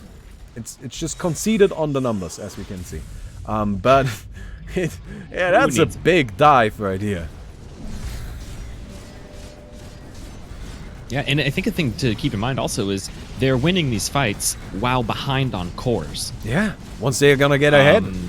Yeah, Weighted Up's more or less capped out. Like, they're or at least going to be capped out very, very soon. I guess they're not quite capped out, but Weighted Up will eventually become capped out. And if Kindergarten can win fights while behind, once everyone's capped out and they're even, I think that's going to be some final duel victories for them. We'll see. I mean, the important thing, of course, is just Kling's ultimate, right? Kling's, yeah, it's so good. Kling's ultimate, Kling's ultimate, Kling's ultimate. That's the thing that matters. Now, of course... It's a long cooldown. It's got a very long cooldown. Of course, we know that Kindergarten is very good at this game. And they will be careful to have it ready for the final duel. Oh, they're gonna go ahead and drop the ultimate right away. It's active, it's going on, it's doing so much work. Supreme uses his ultimate, just continues to be bashed up though, disarmed. He can't heal up. We got a duel. That is the worst timing. Oh no! The duration on the skeletons is going to be gone. Yes! That Kling's ultimate will be down, but so will Troll Warlords. So I guess it's kind of a back and forth, right? Troll goes down. Spirit Breaker, kind of caught in the corner. He doesn't want to fight Ekla, but it doesn't matter. He doesn't have much of a choice because the Slaughter just gets annihilated. Scarbo, now level 25, the Whirling Death, reducing strength by 32%. Cutting down the HP of these strength heroes like it's nobody's business. Nikoshino standing in the back is being healed up by Cyberpunk. Blue throws out that stun. It doesn't do enough damage. The question here, does the Dire do enough damage, right? There's no way the Wraith King wins this fight. Just Actually, there is a way the Wraith King wins the fight, which is they ignore the Nimbus for some reason, which they won't. But yeah, Wraith King is just not gonna win. The question is just, can he at least draw? Ice Blast coming out.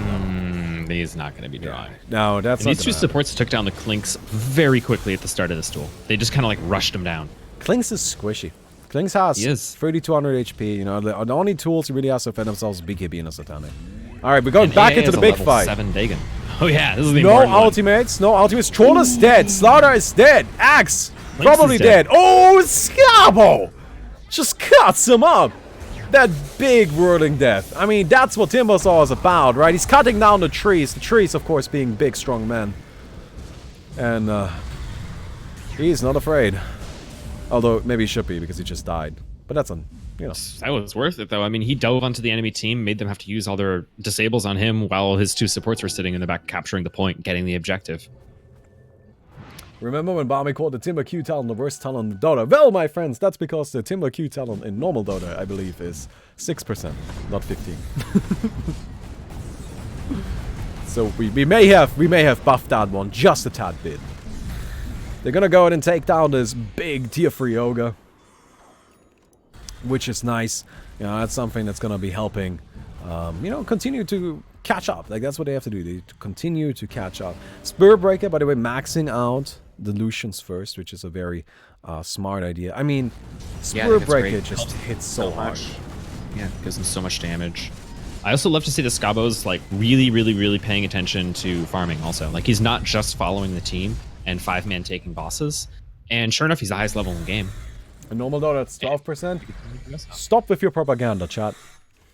Thank you. Fake news. Fake news. That's exactly it. Your reality doesn't have to be my reality. That's what I've learned. So, Blue is gonna be stunned up right here. You know something I've noticed, and I don't know if there's any way the Dia can abuse this, but the Clinks runs out of mana really quickly.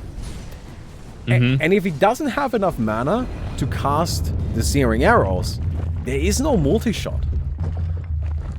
That's true.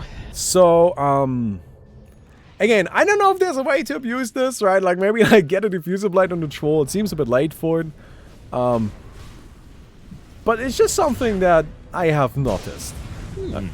They're gonna go ahead... Yeah, Diffuser Blade would be interesting. Yeah, it's not a terrible item, right? It provides some armor as well. It gives a lot of agility. Do you really need boots? We've got a final duel. This is gonna be what it comes down to. This is what really matters. Clinks has his ultimate off cooldown, so he will be using it this fight. Zeus does not have an ultimate. Alright, we got Nimbus Cloud coming out, immediately throwing down a watchtower. So they're willing to sacrifice a core to make sure that they can see what's happening, and that's fine. And they're behind on core, so that's actually a significant sacrifice. Blue charging in, throws down a stun, goes on the Ancient Apparition, clings. Oh no, he uses the ultimate! But they're just disengaging. They are just disengaging. Everybody's getting out of that area. Oh, okay. Scabo gets a kill, though. He cuts down the Slaughter. Slaughter's not going to be very helpful. No, Nikoshino, don't run into it. Don't run into it. Ekla's fighting. But he's now on top of those skeletons as well. He's taking too much damage. He will be going down. And with that, the final duel with a perfect fight in favor of the Radiant.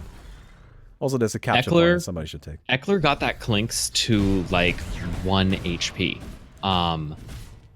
I can't believe the Clinks survived. I cannot believe the Clinks survived that. Oh, I think Axe's ult was on cooldown because he screwed up a Culling Blade. Oh, it is on cooldown. That is the only reason that Clinks survived that fight. That 100%. Is such a big deal. That matters so much. That matters so much. Oh man. Oh, that's the thing, you know, you make those small mistakes, you pay for them. Kindergarten gets himself another bounty rune. And all die to the Temple Guardians. Everybody dies to the Temple Guardians. That's true. It's just that's how this game goes. You run around, you look for bosses, you find Temple Guardians, you just kind of look for another boss. Oh God, are there any other bosses? This one doesn't count. Is there? Where else can we go? They find himself a nice killer tomato though. Good old blue tomato, as everybody knows. Yep. Real easy to take down. There we go. Things closing in on that level 40, so that means the Burning Army now level 37, so that's the level 4 ultimate, having a lower attack rate. I mean, this thing actually scales like crazy. That attack rate increase is quite good. It's actually like, it actually scales super heavily. Like, usually it scales by 1.5, but from level 3 to level 4, it scales by 2.2, I guess. And then from level 4 to level 5, it scales by 0.25. Like, it's actually super significant. Yeah, it's like a 15% increase in damage from the level he just got, and then the next one's a full-on 20% increase in damage. So max level is definitely on the table here. He's working his way towards it. Ice Blast coming out. No, we're gonna go ahead and cancel that static grip right away. Evolence on Chatterjee, by the way. Interesting item. This item is really mostly just about making sure you can cast your static grip from very far away. And also provides you with a lot of mana, which is great for the electric shield. Yeah, just keep spamming the shield. No matter how much damage they sink into it and keep disabling it, just keep popping it back up. 1,500 mana each activation. Yeah. Just with 50% damage going to shield. It's a very, very powerful ability. And you gotta keep in mind too that it actually like is a multiplier on it too. So you actually get more mana than the 1,500. Or like more HP than the 1,500. 1.55 multiplier on that. So not quite 3k extra HP, but pretty close on each cast. They're gonna go ahead and start working on these Temple Guardians here in the meantime. Radiant doing the same thing. I feel like the Radiant is super happy to just farm bosses at this stage, right? Yeah. Oh, Scabo finally hit max level, 49. Oh, that's important. I mean, not max level, 50 is technically the max, but 49 is the last level in which you skill an ability. He also he has maxed out Chakram now. He also has an Aghanims, actually. Oh, yeah, he's got a backpacked Aghanims. Yeah. Interesting. Not leveling up his Blink Dagger. So, oh, yeah. I bet he's going to replace the Blink Dagger with the upgraded Aghanims once he gets a few levels into it. I assume he probably doesn't think it's worth it right now. Yeah, I feel like that's fair. It might also just be like a dual thing, because I feel like Blink Dagger is much more useful in, you know, like the main map area, but in the duels, it tends to be there's a lot of damage being thrown around. It's very hectic. Blink Dagger is a little bit more difficult to use. And that is something that Kindergarten, especially Scabo, are kind of known for doing. They keep 2 or 3 extra items, like, depending on their current mode. Not just like a backpack refresher, but... Oh. We've got Hot Existence fighting into Supreme. Supreme activates his ultimate. So now it's just time to just kind of juke it out. Oh my god, the Burning Army! Just annihilates him. But it has such a long cooldown. And there's only 4 kills till the next final duel. If the Dire just gets 4 points right now, I mean, they must be aware of this. Two Uber bosses. 2 bosses. They kill two Uber bosses in the next 60 seconds. And then rush down. Yeah, immediately force the fight. Yeah. That's a really risky ultimate usage right there. But Dire isn't doing anything. They're waiting to steal the boss, I guess. They get the clings. Alright, well, I guess they're fighting for a little bit. Cyberpunk gonna be taking quite a bit of damage. Retreats out, of course. Very, very tanky on that Chatterjee. They get themselves the clings. Troll, Warlord, and Starter already died, though, so most of the damage is gone, and they're gonna have to retreat out. Such a bad fight for Kindergarten, also. They just need to disengage and get the hell out of here. If the enemy team gets 3 more kills, they still have 44 seconds on that Burning Army cooldown. They'll have 30 seconds at the start of the duel. That was a risky fight from the Dire. I mean, if that fight works out for them, they get their 4 kills right there, and then they can force the final duel, right? But, I mean, didn't. And now they're just not gonna get it. There's just not enough time. Not enough time, yeah. Even if they pop it right now, there's a 10-second countdown on the duel, so it would have 10-second cooldown at the start of the duel, even if it popped at this exact second, and you can delay 10 seconds in a duel. You can't delay 30, but you can delay 10. Yeah. Then it's gonna get started on this Spirit Breaker. Good. No problem, Charger. Good pick off. You know, it's just a few more points, and we're actually gonna be at 109 to 109. Oh, wow. No, they got off the point. It won't be 109 to 109. Oh no, get it! That actually matters. It matters so much right here. They might be able to trigger a double final duel, the rare double Rare final double duel. final duel, yeah. If they engage in a fight right now, it'll almost certainly trigger a double final. Okay, we got to fight. We got to fight. Are they gonna get there? Make it happen. Make it There's a final duel triggered by the Radiant. But there we go, 111 to 110. Oh, this is gonna be just a fight to the death. Whoever wins this wins the game. This is the rare double final duel, boys. Let's get it started. Klink's ultimate is ready. They throw down the watchtower right away.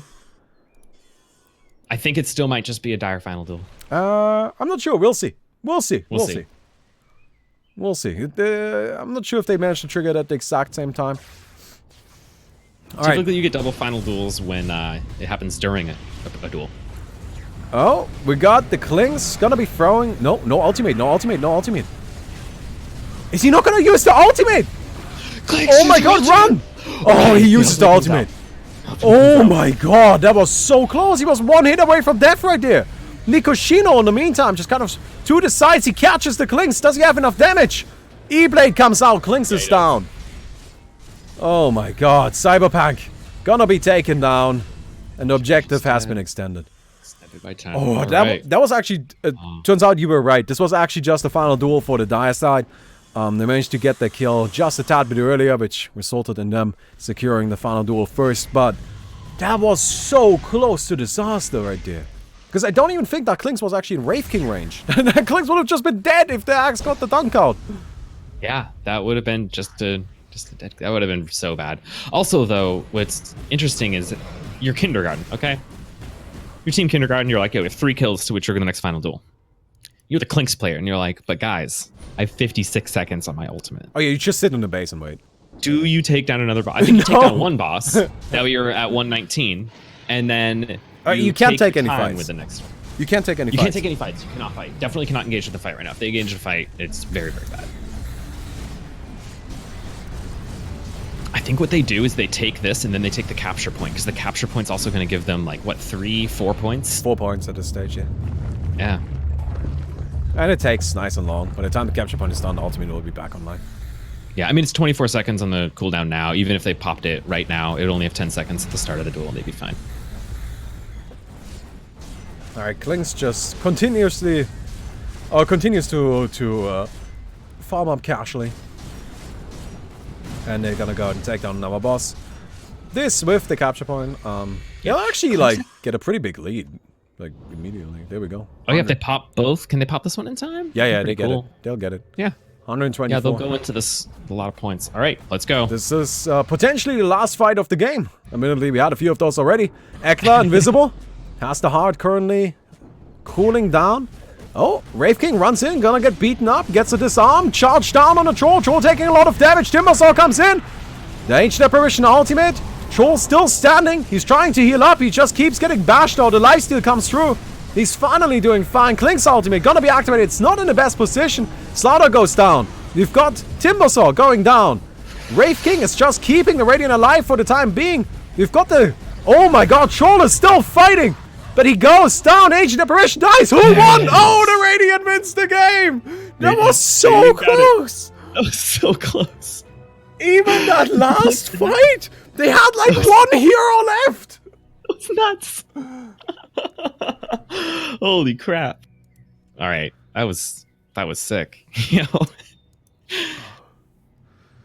Oh my god.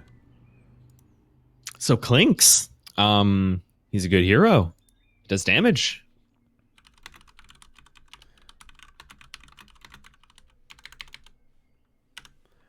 Oh man, that was... Yeah, Klink's is amazing, but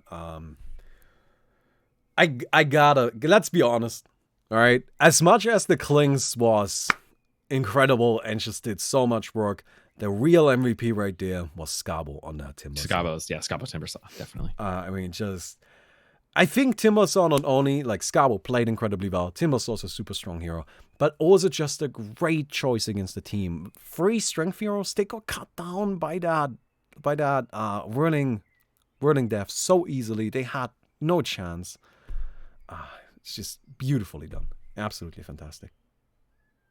And, well, we have another game 3 in our best of 3s. Kindergarten isn't going down without a fight. Not going to get 2-0'd. It's not how it works. No. Not today. Not today. Oh man.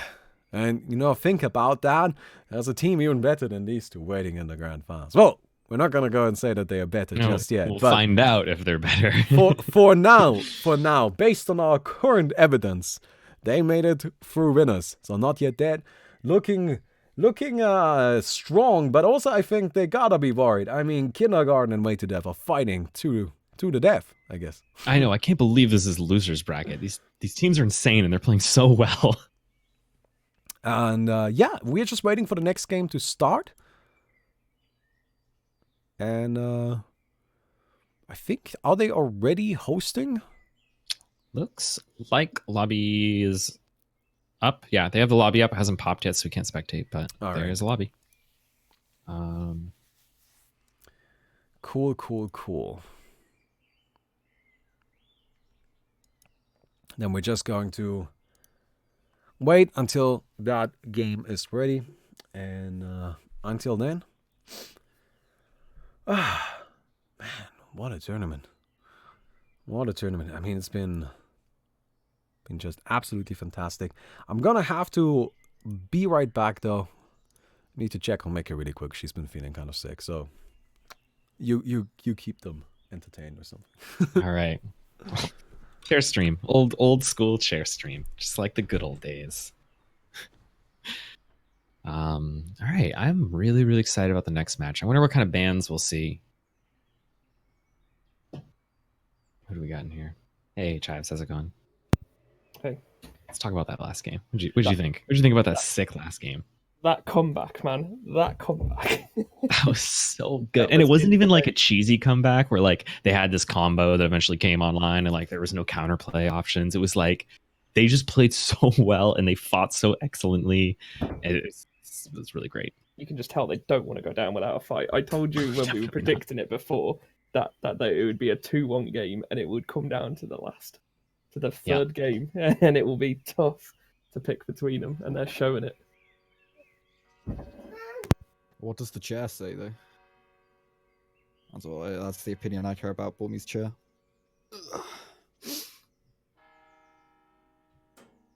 Alright, good insight. Good talk. Perfect insight. Yeah. So I definitely expect we'll see an IO ban. I don't think that we'll see IO let through for the rest of the tournament. I think at this point, every team has lost to an IO pick. So they are now not letting it happen anymore. That was also great because it was the second game where we saw the Troll Warlord actually dealt with. And we've been talking a lot about how hard it is to deal with the Troll Warlord and how, like, I mean, Bobby said earlier that probably the winner of this tournament will be whoever can figure out how to deal with Troll Warlord. And we've seen Weighted F deal with the Troll Warlord earlier today, and now we've seen Kindergarten be able to deal with the Troll Warlord in this last game. It was nice to see the Zeus become effective as well.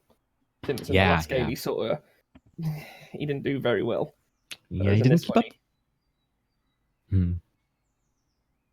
He didn't keep up in levels nearly as well the first game as he did the second one. And then once he had those levels, got his 25 talent, all that stuff, it's so much spread damage. It really makes a big difference.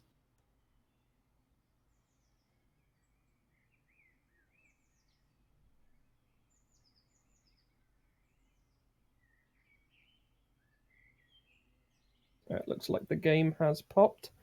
Just joining it now. Probably going to be a few minutes so goes before it actually begins. Yep, usually takes about 3.5 minutes, 3 minutes ish, because it's like a minute or so for them to load, and then there's a 2-minute delay because of Valve, which is nice because it makes it so we don't have to put streaming delays in. We can read chat live while still streaming delayed game.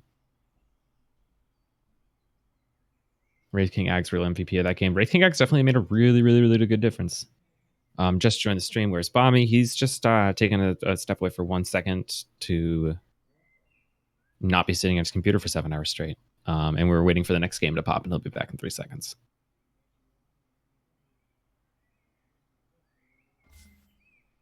Let's start loading. Yeah, so we're about to load into game 3 of Kindergarten versus Weighted F. This is the losers finals. Alpha Boys already got knocked out at 4th. Whoever loses this will be knocked out at 3rd, and the winner will go on to battle Not Yet Dead for a chance at 1st place. The fun thing is that you would be happy with this as a final game, and we're not even there yet. Yeah, this would be a sick grand finals. This is such a good set. But yeah, this is only losers final. There's still another team in winners. This is a team that hasn't dropped a set yet. Do I have hero pick band statistics? No, but we do have all the games recorded, so we can Hello. gather them all later. Oh, there's a lot more people here. Hello, why is everybody here? Entertainment value, It's a frat party. Oh, okay. post-game analysis. And I think everyone's just waiting for Bommy's like waifu pillow stream, not a chair stream. It needs to evolve. Oh, is that the really important, crucial thing Yeah, dude. everybody's waiting Asking for? important questions. I mean, you've been getting a few more subs. I've been paying attention in your Twitch chat. Only 42 more to go. Yeah, just 42 more subs before you stream with a waifu pillow and apparently cross-dressing in one of those like Wait. anime girl characters. like the maid cafes. I as feel well, like so- I feel like there's more and more being added to this that I didn't agree to. Not really. It's basically the same package. Like if you're gonna stream with the waifu pillow, basically you the have same to thing. be. It sounds Yeah, you like have that's you have just to be in the maid cafe costume. It's implied. Everybody knows that. Yeah, obviously. dude, What are you gonna, that- you gonna every stream with a different- waifu pillow like not cross dressing? That's weird, Bommy. That's weird.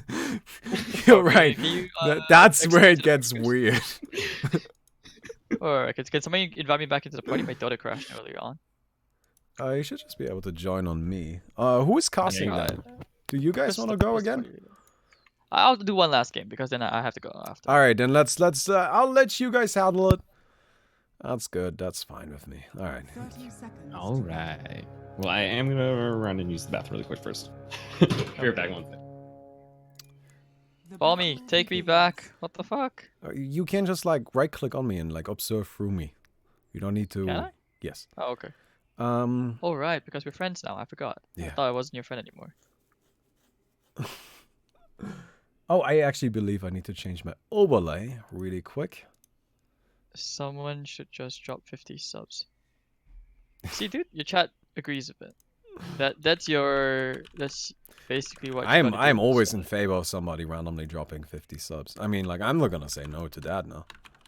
Yeah, I mean, all you have to do is just stream with the waifu pillow and a maid costume.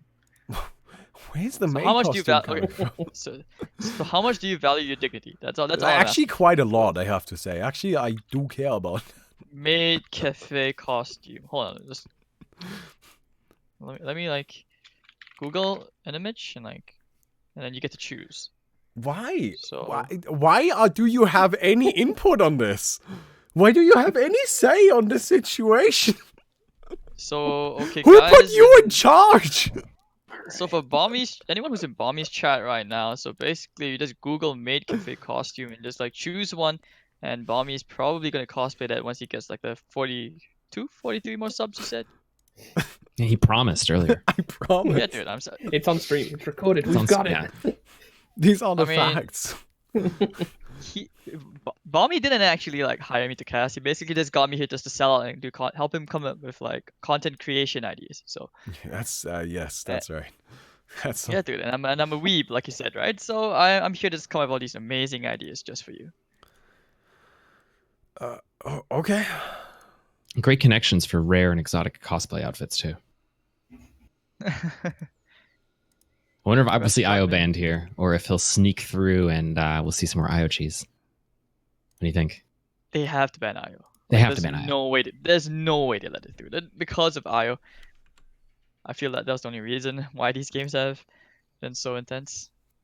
All right. Like There I it don't is, think yes. I actually can't remember seeing a game where there's no IO at all. Like. Oh, you're not gonna come? Alright. Not joining us?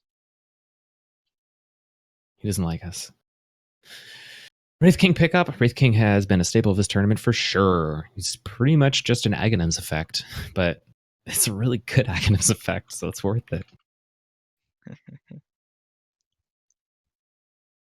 I'm secretly hoping for the sniper pick. I mean, not so secret anymore, of course, but like Yeah, that's a sniper bad secret. eggs, sniper eggs, get 2 rapiers. You just go boom with Daedalus and No, instant kill. the thing is that the ultimate scales actually really well in OAA, so there's no possible way an Aghanims will ever make it do more than 2,300 damage, which is what it does at max. Fuse ban. I guess you go for the refresher orb and you just take the taunt, minus 1.5 second cast time. Easy clap. Just spam it. Yeah, blow them And all there are up. just ways to play the game, but people just don't want to try it. A really sick build that actually does kind of work is you pick Sniper and Chaos Knight, and you build the shooting gallery. You get Aghanims on the CK, and you make 1,000,000 snipers. Oh, Oh that's God. actually quite annoying. But then again, you could just play like, I don't know, Brewmaster, and you just kind of like get rid of all the illusions. Yeah, Lion is by far the best counter because you just AoE hex, blow them all up. Oh, that's good. I totally forgot about that. I want to see Sand King again. Sand King actually worked out really good the last time. Okay, got the Life good at- Stealer. Lifestealer, Wraith King, Clinks SF. This is a funny set of heroes against each other. We got these like 2 tanky staying power strength heroes, and then these 2 absurdly high DPS put out all the damage from range agility heroes. A battle of the Titans. What about Chalagy? I think Chalagy might be considered up for a ban here. Skywrath ban. That makes a ton of sense. We've been seeing Skywrath banned in the first wave, the last couple. Definitely makes sense to see him banned now. What else is What about Ancient stable? Apparition? We haven't seen that Yeah. one yet. AA could definitely see a ban here. Dire Side's going to get first pick after this wave of bans, so they're probably going to try to leave something really valuable in the pool for them to grab quickly.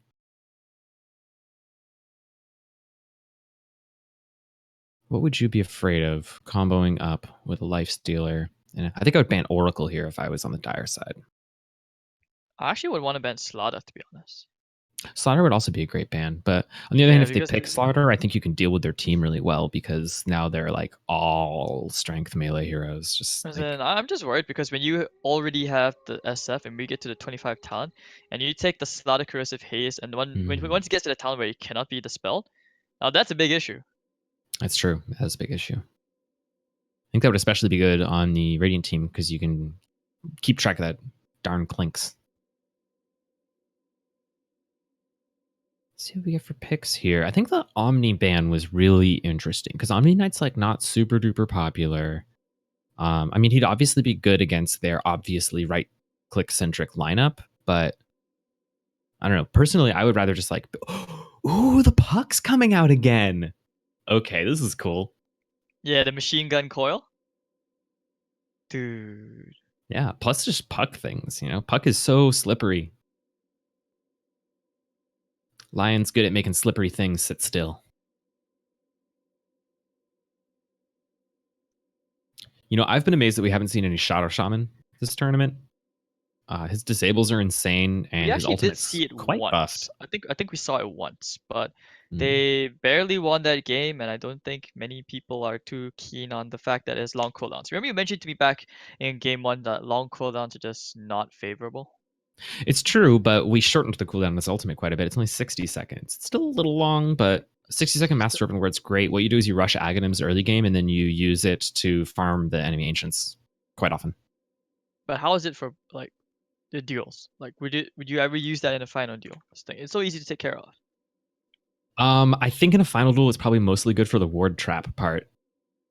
Because, you word trap an enemy carry, and they have to attack their way through all the wards and get out first, and it's annoying. And also ward trapping is, I don't know if it got a lot easier or if I got really sick at ward trapping, but I feel like it used to be really hard, and it's not anymore. Yeah, it's not hard anymore. It's actually quite easy. So let's see. Pangolier. We see that pause for Pangolier. Still might be an option here. There you have the SF. It's definitely the pause through puck. So it's just supports. I like the Omni Knight ban. So, but has Troll been banned yet? Troll, I don't think Troll's going to get picked up by either team. Neither team has a good Troll team. I don't think. Wait, not even in Life Stealer? I mean, it could make sense on the Radiant side, but I think the Radiant side would much rather have like 2 more brawlers. And if they do pick another DPS, I think they'd want it ranged, or they'd want it magic damage DPS. Storm Spirit. Or Storm maybe Spirit, just possible. maybe just for a nice cheese pick. Just maybe pick up the Sohei. I have yet to see Sohei. Sohei will probably not get picked. He is not super popular, and I also think he's kind of slow in the current meta. It's very, very, very fast. If it's too fast for Medusa, there's no way Sohei can keep up. Yeah, I just want to know what Balmi's Twitch chat is like. They've been hyping up Sohei for a very long time, so I've seen the hero icon obviously every single draft, but it never gets picked up. I can actually almost feel the draft is like the mouse icons, mouse cursors never even going close to Sohei. Yeah, I don't think any team is legitimately considering Sohei for a pick. Unfortunately. Would like to see Venge, to be honest, because you have the double swap charge, and he has quite high DPS. The auras could be so good. Aura gaming, just like Slada, Venge, combined with SF and Clinks. Just think about That it. would be a lot of auras. Venge could also be great on the Radiant side. They'd just be the team that never stops fighting between the Venge effects and the Wraith King effects.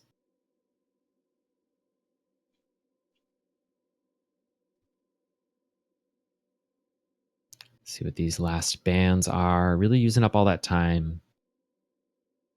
What do you ban there? AA. I think AA is a fantastic ban right there. Yeah, I really like that. I would be terrified if Radiant last picked AA against me right now. Hmm. And what does So what Dire do want we to have get here? rid of? I think Dire would kind of want to get rid of maybe some disable. I think Why they is want to Jakiro ban never out picked? early game brawl. Jakiro, I don't know. He's pretty good. He actually is a great early game brawler. And Oracle can 25. make sense. Yeah. Prevent a lot of damage in different heroes. Keep your high DPS carries alive and everything. Treant. Tree. Ooh. Really? Cool. I like Tree. So Tree, like, he obviously fights early game. I mean, he's Tree. He hits like a tree and he takes damage like a tree, which is not a lot. And then in the later game, you just have so much vision. You can just light up the whole map because the map's not that big and everything's covered in trees. Unless, of course, they just like commit one here just to cutting all the trees. You never know. Maybe calling like you never. Maybe Wind Ranger again. Possible. They actually do go for the bench. Yes. They got the bench. Nice. Good call. Aura Aura Gaming. gaming. Aura It's coming Gaming, true. dude. You called it. So I finally get to say it. I've been talking about this hero for like a super long time. Thank you to Mr. Roman Renton who said I'm hot. So yeah, that's the first time I've ever had that. But thanks. So I don't care about you, Chris, but I'm gonna just favor Dire You don't side care immediately about me? because I like. Yeah, I'm going for the bench. I mean, your Wow. prediction. Bench. Aura Gaming. There's no way they lose. Like Clinks, SF, and you get the bench. It's easy win. There's no way you lose here. Aura Gaming looks really, really strong here, and I'm not confident that the Radiant team has the ability to shut down both the Shadow Fiend and the Clinks. I really think they have the ability to shut down either one. I think they can make one of them have a terrible, terrible game and not want to play anymore. But I don't think they can shut down both, and I think that's required for their win condition. So I actually also favor the Aura Gaming team. I think their dual core is just a little too hard to deal with. No, you're supposed to favor the Tree and Protector who's gonna be like pummeling on people. It's just Tree has actually pretty good right click potential. It's just that not a lot of people have tried it. I mean, he's not going to be right clicking the late game, but early game, he's definitely going to be punching people. He's going to be spending a lot of time punching. And I think that actually a lot of this game depends on the performance of the tree because, as I said, a lot of it matters in locking down those carries. And the tree is one of the best early game brawlers. So if he finds the carries regularly and just punches them a lot, keeps them from being able to farm, then the Radiant team can definitely be in good condition because these carries do need time to come online. They're so bad without that. First duel. Okay. First duel, let's go. Let's see who's gonna be giving away first blood, or who's gonna be getting first blood. And let's look at each other to say hi. Cyberpunk going in, gets a lead sheet onto the Kunkka, looking for the torrent animation fake. Nothing really lands, but looks like Kunkka in quite a bit of trouble, falling quite low. Nice quadruple stun flying out from the Lion as H Pedic going to blue. The punch is coming in. Maybe they'll get the life stealer first. The searing arrows do quite a bit of work as blue will try to kite them. And the bait from the Puck, he's gonna orb away to safety as they turn around on the Lion, but Puck actually got stunned up. So they will get the Puck. What a disaster, dude. It's 3v2, 4v2. Sorry, failed math. And Scabo's probably gonna die here. Run! Bench. Stunned up. Both dead.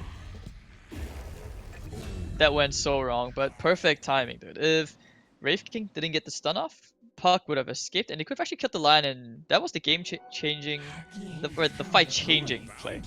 Yeah, could have been like a 6-2 or a 6-3 instead of a 6-1. Still not a 60 though. You know, they didn't get 6-0'd. Not all bad. And the farming and the battling begins. Eckler immediately finding Perso. The 3-man collapse on him. Screams there. He's like, I'll just farm. He has his defining moments, doesn't he? Like, he shines on heroes like Nyx. And then sometimes he just gets Venge. I suspect he'll probably make some shining plays anyway. He's a really, really great support player. Supports are kind of funny in this game because, like, they do die a lot. But it's because you're fighting a lot and it doesn't. Nikoshino trying for the next level kind of stun. Misses it. Sammy just gonna chase after blue. Kunkka was a torrent. Once again, he likes to fake that animation a lot. It's cost him quite a number of good torrents actually this game. Axe. Eckler just messing around with Scabo. Well, Scabo did have a really good game the last one, so I think they're gonna give him the respect-hate, which is weird to put these two words in a sentence together, but whatever, screw it. And Pertso running all over the map. Where's he headed? They already have the Leech Seed and the Ray Fire Blast. He's just gonna TP out. Well played. When you get to hell, tell them I sent you. Huh. Kunkka putting a ward down in the corner, and I think they know. Yeah, they have vision over there. They know he put the ward down, so they should be able to get the ward out.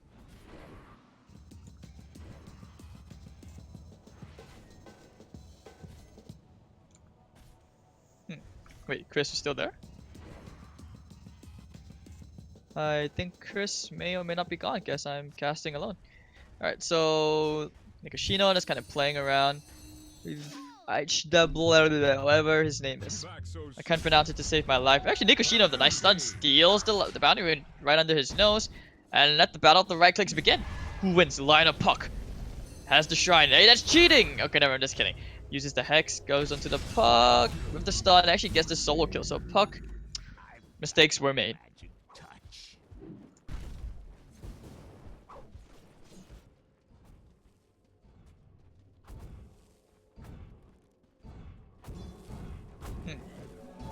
Alright, so 10-1. It's nice and all. Net worth is still pretty close. Clearing assist. Hello. Actually, pulling ahead. Oh my god. I think There's someone else with me. Chris disconnected. What happened there? Bomb me to save the day. Let's go. Yeah, I guess I'll jump in until Chris is back. I'm sure he'll show up in no time. Sure. Bomb me the waifu we all needed but never really wanted. So, alright. Looking for some stuns. Turning around to find Pertso again. And they should be able to chomp him down. Although he might die to the Ancients. Nah, Cyberpunk gets it. Yeah, he secured that kill, which is nice. Did you see the Dire Sides draft? Do you like it? Yeah, I think it's interesting that they got that tree and protect. I mean, that's what everybody thinks is interesting, right? It will really just be a matter of like how effective will the ice in the forest be, right? Overgrowth is a great tool to deal with a lot of like physical damage as well, because you just kind of lock people in place. So yeah, I like it. I think it's a cool hero, right? I feel like it's one of those choices that will actually be able to deal with the very carry heavy meta we currently have. And we'll see. We'll see. It's interesting. I like that they are willing to kind of go a little bit outside of their current main area of picks, just to you know, counter things a little bit more. Alright, so, but you gotta admit, the Dire Side draft, you have to love it. I've been talking about Venge the whole time, I've been asking for it, and finally it pops up. You know it's good. You know you like it. I like the Venge. I'm actually a big fan of Venge. Yeah. I think Venge is pretty powerful. No, I like Venge. She As does. much as you like the waifu pillow? Venge does a lot of nice things, right? Like honestly, the Vengeance Aura is just a fantastic ability, and Magic Missile is one of the few stuns that pierces spell immunity, right? Especially like well, once you get level 25. So she's got a nice, reliable way to disable enemy carries. It will be something that Scar. deals with the lifestealer, you know, like no matter what the Actually, lifestealer over does. the bottom half, it looks like Scabo baiting them around. Two heroes trying to shut the SF down, but the Living Armor is doing just a tiny bit of work. Double damage on the Wraith King as he's trying to turn into two heroes. The X-Mark Torrent tossed him into the air. They're making him wet and they're gonna silence him up, but looks like they will kite him around and get that kill. How do you pronounce the Pug's name? Can you please try? HWA. It's HWA. Oh, HWA. Why would you spell it like that? I don't know. He just thought it was funny, I guess. Maybe to trip you out. Maybe it was specifically to spite you and your body pillows. No, he likes the body pillows. Everyone likes a good body pillow. Ah, it seems Chris has been is returning. Yes. Got the. So I guess he managed to find a way around Bomby Sabotage. Alright, so meanwhile, Sammy actually went for a raindrop. You don't usually see raindrops being picked up. I think raindrops are something that you see if you're going up, you know, against specific lineups, or you wanna be, wanna just have a little bit more resources. I don't mind the raindrop. I think raindrop is a nice, cute little item. So both sides just gonna get their capture points.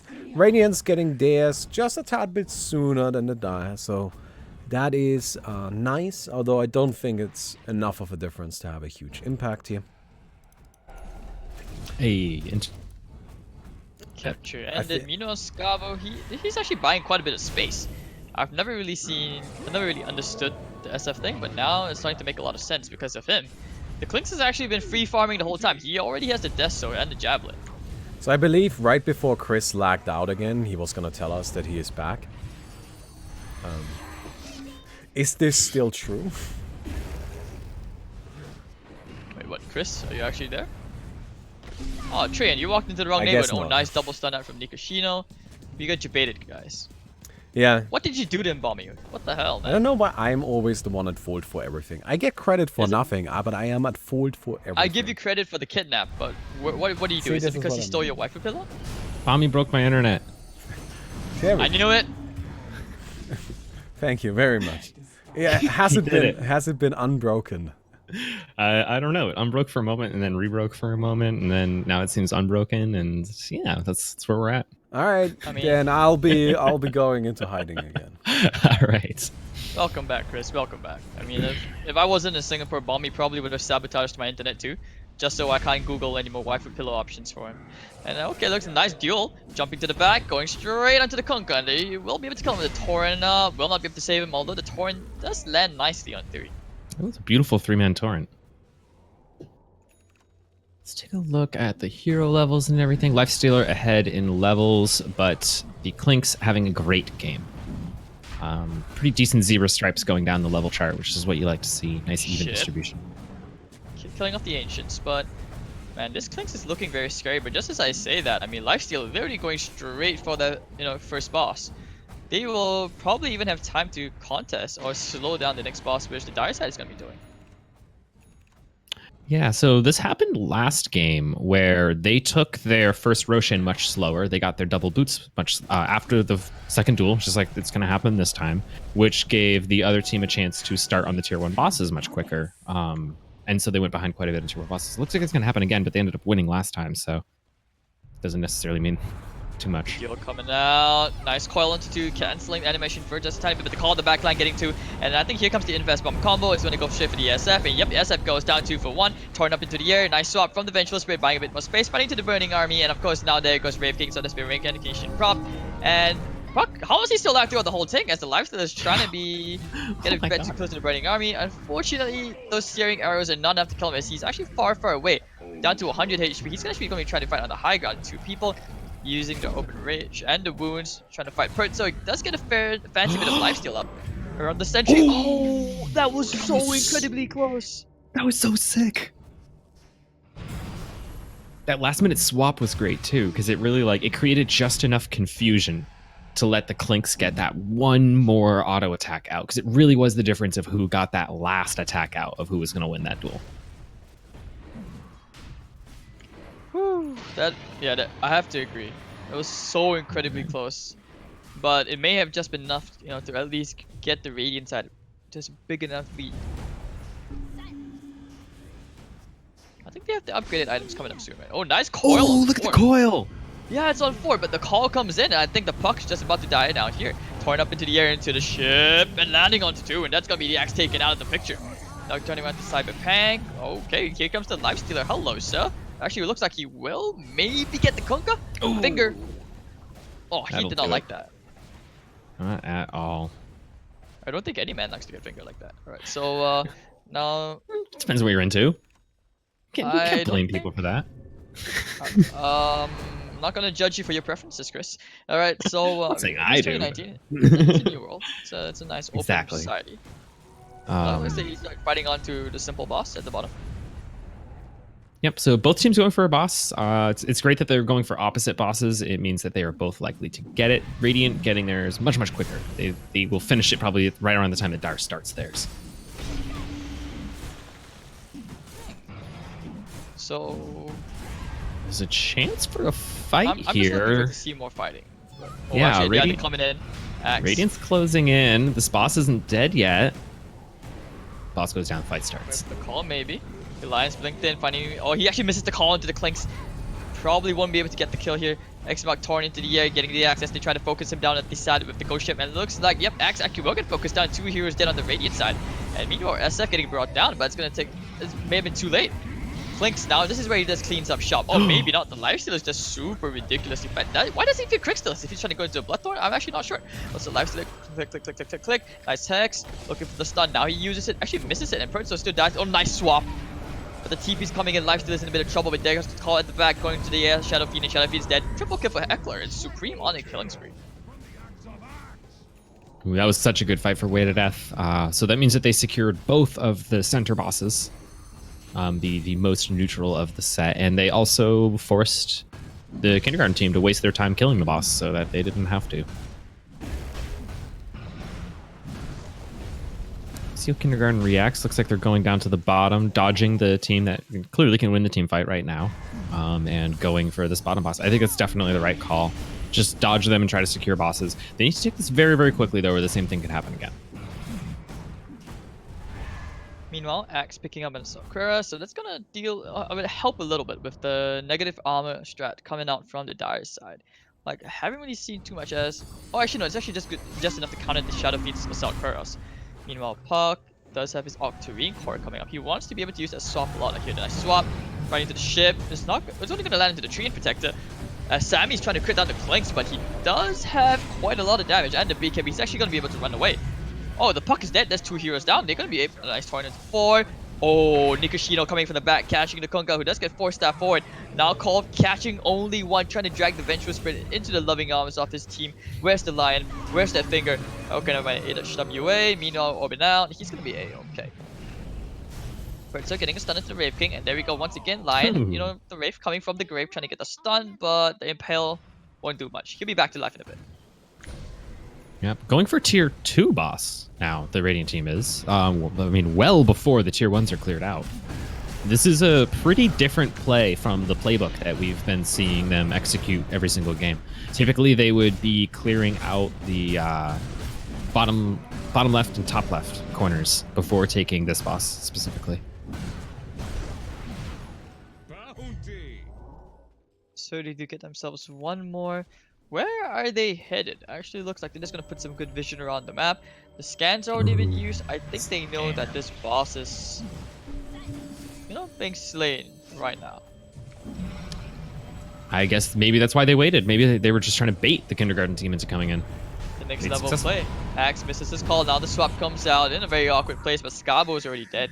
And there's just no way to getting that boss. Meanwhile, Lion getting stunned up, looking for the Torrent. Actually, might miss. The ship does connect, however, in hot existence.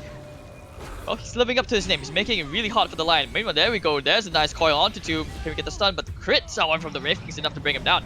Turning onto the Vengeful Spirit. Pertso, oh, there's the call. Actually misses again. Eckler has been having bad luck with his calls. Pertso's gonna die here. Has the halberd, but evasion will not save him from 3 heroes. Puck trying to do whatever he can. You know, trying to be a huge nuisance, but they are S5, so there's no way to do anything about it. And like you said, Cyberpunk with the tree vision. Yeah, it's starting to come online. The vision is beginning to spread, and soon enough they will know all.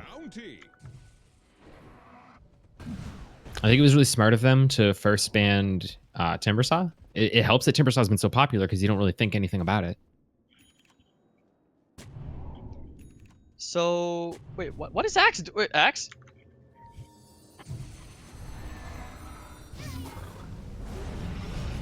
Axe Oh is ready dear, to look go. at that. Axe is he's Oh. very dead, isn't he? He guess he wasn't quite ready. Breathe. Oh, actually, wait, he's still alive. Overgrowth Oh. catching to the burning army. They need to take care of those skeletons, but now he goes to swap. Oh, he may just sabotage the puck.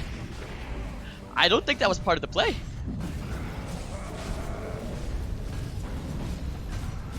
Yeah, they'll just go ahead and do the boss.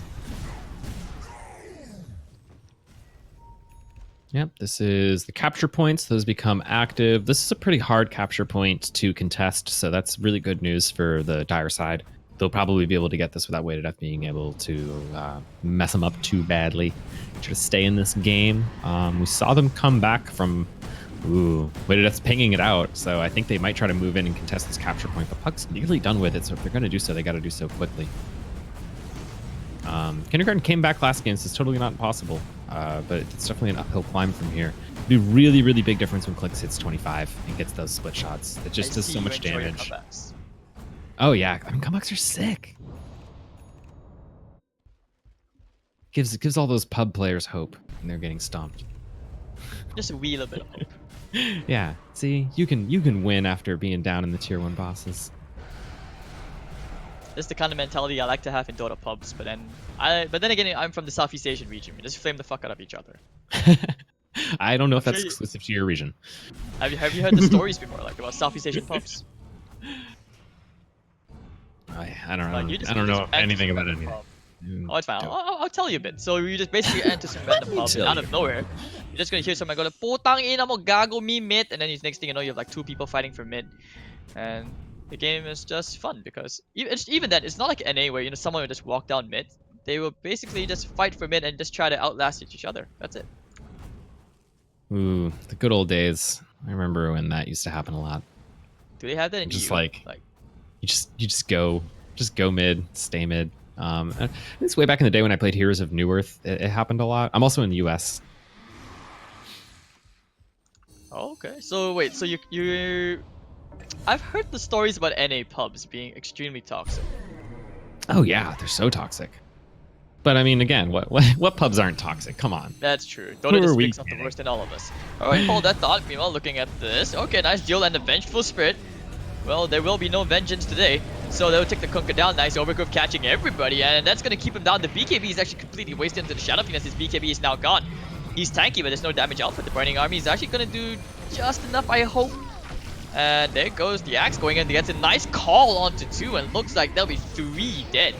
And they will get the Clinks as well. Nice Hex with the Ethereal Blade. And it looks like they just have to kill the puck. Kill the Fairy Dragon. And just 2 hits. Easy kill. Yeah, they definitely win the all-out fights right now. Ooh. 3 of them go down to a well-aimed slime. Gotta dodge these things, man. See if we can get the rampage. Let's go, slime. Let's go.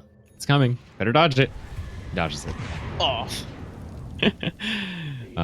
Meanwhile, Radiant taking I'm down actually still Boston surprised Silver. that this is part of the Slit Breaker? The Silt Breaker?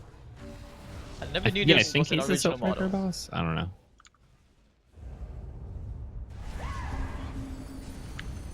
But I do feel like there's a fight brewing. Wait, am I hearing an echo? What's happening? I think that was That was- Balmy, right? That was Bomby chiming in to let us know that the model is from Siltbreaker, but the abilities are unique to OAA. OAA original. Okay, okay. I thought Balmy was here to flame me again, but oh well. Alright, so 59 to 28, it's 148,000 gold lead, man. What are the odds? I have to ask, since you like comebacks, what are the odds of comeback? I think the odds are a little lower than last game, but they're definitely not there. I think the next fight's going to be super duper indicative because Clinks at this point finally has his Bloodthorn and his level 25 talent. So he's now split shotting quite a lot. If he manages to get to level, I think 28, he'll also nearly double, like 1.5x the damage from his Searing Arrows. It goes from 90 to 130. It's great increase That's in actually damage. quite sick, considering you're going up against a lot of somewhat squishy heroes like Lion. I don't think Lifestealer is that tanky. Yeah, he's 3400 HP. He's actually about the same HP as the Lion. Yeah, and that's a massive increase in damage for the Burning Army. The level 25 talent and then the 5th level into Searing Arrows coming one after another. It's like he's in the middle of his massive power climb right now, and there's a few more jumps that he can make, but there's hope here with the Clinks. Clinks can get stuff done. We saw that last game. No doubt. But itemization must have staled by now, unless of course he can get the Deso 4, which might be useful, especially with the Daedalus. Or Ethereal Blade, where's the finger? The Lion. But the BKB very, very quick, and Nikushino, he has many regrets in life. This is one of them. Oh, hold it on. Aghanims on the Kunkka? Oh Yes, I've been waiting for this. Oh yeah, it's always Boats Kunkka. Kunkka's a support in OAA. You always get Aghanims every single time. It's the number one thing he's used for. Because the thing is that you always end up getting Ghost Ship Fleet. And so if you use Refresher and you time it right, you can just perma-stun an AoE with Ghost Ship Fleet. It's pretty glorious. It's the kind of thing that, like, you dream about in Dota, but the games never last long enough. You can always get to 25 in OAA. You can plan around that. One of the good things about OA, which I actually hope they do consider bringing to Dota, but how fun it is like that. Alright, so everyone TPing in, going for the Alchemist. They should be able to take this. Oh dear. Spiders. This reminds me of Diablo. The spiders. Yep. X Mark, where's the Tauren?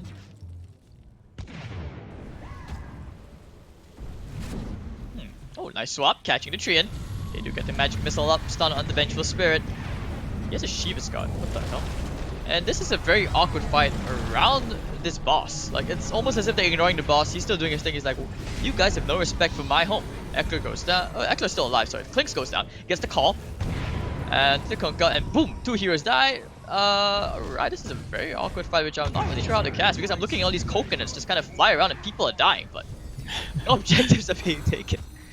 Get the Hex onto the puck. Go Lifestealer, you can do it! Finger doesn't really kill Pertso, and yeah, alright, down goes the puck. HWA dead, and down goes the Vengeful Spirit. Oh, new meta indeed. Alright, they managed to buy enough space to at least force the Alchemist boss to heal all the way back up to full. Waste a whole bunch of weight at its time. The Burning Army just completely zones the Radiant team out. You can see the damage already starting to come through on it. But they don't have a very good Alchemist killing team. They don't have a great way of dealing with the eggs, and you really don't want these spiders to pop, because as you can see, they deal damage. Yeah, it doesn't look very friendly. But I have to ask your professional analysis opinion, like, was that fight really worth it? You said it bought them time, but was it? I think that fight pretty much caused them to trade evenly. Okay.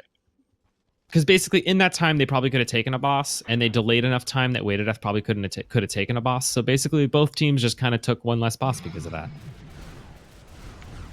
Look at that speedy tree. So quick. I think they might be looking for a fight. This is that fight. Oh, beautiful overgrowth catching 5. The power of the tree and Axe, that's 2 dead. Wow. And now they find the Kunkka. The Ghost Ship will not save anybody today. He can try to pop the Greaves in the hopes of trying to save his life. But with the call and the finger from behind, down goes Kunkka. Nice stun into the Vengeful Spirit, and he should be dead. Yeah, the Clinks just still isn't quite enough. So Clinks now has... Oh, actually, he leveled Strafe before Searing Arrows. Interesting. It does give him a lot more attack speed, but I don't know if I agree with that. I would always rather level up Searing Arrows and just get that 40% increase in damage or so on Burning Army. Yeah, so maybe he misclicked. Got a bit too excited. Sometimes it happens. It's kind of how, like, the other day we saw SF, go for a very unusual build, but he actually maxed out Presence of the Dark Lord and just left his raises at level 2 early on. And he just maxed out the Necromastery afterwards. I saw an SF just earlier today. He picked the other talent, the 40% cooldown reduction. And then he maxed out an Aghanims. That way he got the aura anyway. And I really think he misclicked and then maxed out an Aghanims. That way he could get the correct talent. I don't think that was planned. It's still fun to watch. Oh, Coil catching 2. Scabo's thinking about going in. Bloodthorn into the Wraith King, but he has so much lifesteal with the Vlads, and he's just not dying. Meanwhile, at the back, they do have a nice Trianaut catching 3. Looks like the Clinks is already dead again. Okay, Conquer Boat Ship pushing them back. That's the Ghost Feed yet, is it? Yeah, he is 25. So you gotta keep on fighting. Nice, another Overgrowth coming out. Wow, that was a Refresher Orb, and now it looks like Shadow Feed, there's no way he survives. Nikashino with the double kill, the call. Vengeful Spirit's gonna get cut down by the axe, the big red ogre. She's just so strong. Might be seeing that final deal sooner than we think. Yeah, we're only 20 kills off, and this Dire team needs a lot more cores before they can really like start to take these fights and have a chance of winning a final duel. I think in their current shape, they're just not going to win a final duel. We are at the phase where every single hero is above level 25 now, so every single hero has the 25 talents. Puck actually did pick up the Dream Core Rapid Fire. It has the double Daedalus. Okay, so you do have a decent right click. Together the Venge. Maybe that's why they picked it with the Venge, so that they could kind of like buff up the Puck's Dream Core Rapid Fire, but no refresher this game. Oh yeah, double Daedalus Puck. That's something else. And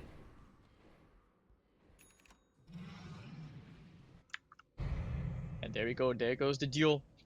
The 5v5 brawl. This is the teaser trailer.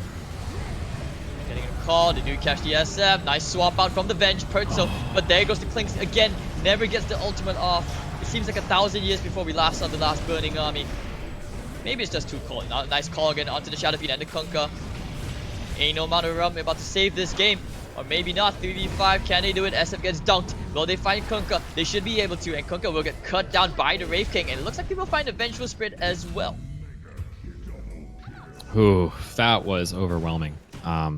I think a really, really big thing there is that Clinks, he got right in the center, started putting out his damage, but the BKB he cast before the duel started expired, and he didn't recast his off cooldown BKB, so he just immediately got hexed and killed. How does Clink, do you think Clinks should consider getting more defensive items? Because he's just dying every single time. Like, he can't even get the Satanic off, he can't even get the BKB off, he just gets destroyed. Well, I think going into the duels, he needs to chain those BKBs. So he casts BKB right as the duel pops. So that way he's going into... it's funny that my router broke. That's why I had to restart stuff. So you cast the BKB right before the duel. So that way it's active during the start of the duel. And since duels also take all your items off cooldown, you have a fresh BKB waiting for you as well. So what he needs to do is right as his BKB is ending, make sure to activate the fresh, pristine BKB and keep that magic immunity going and make sure you can get your whole combo off, get at least a kill, and make sure you drop the Burning Army. The Burning Army needs to go out. Yeah, we didn't see it at all in the last duel. And they're about 11 points away from the final duel.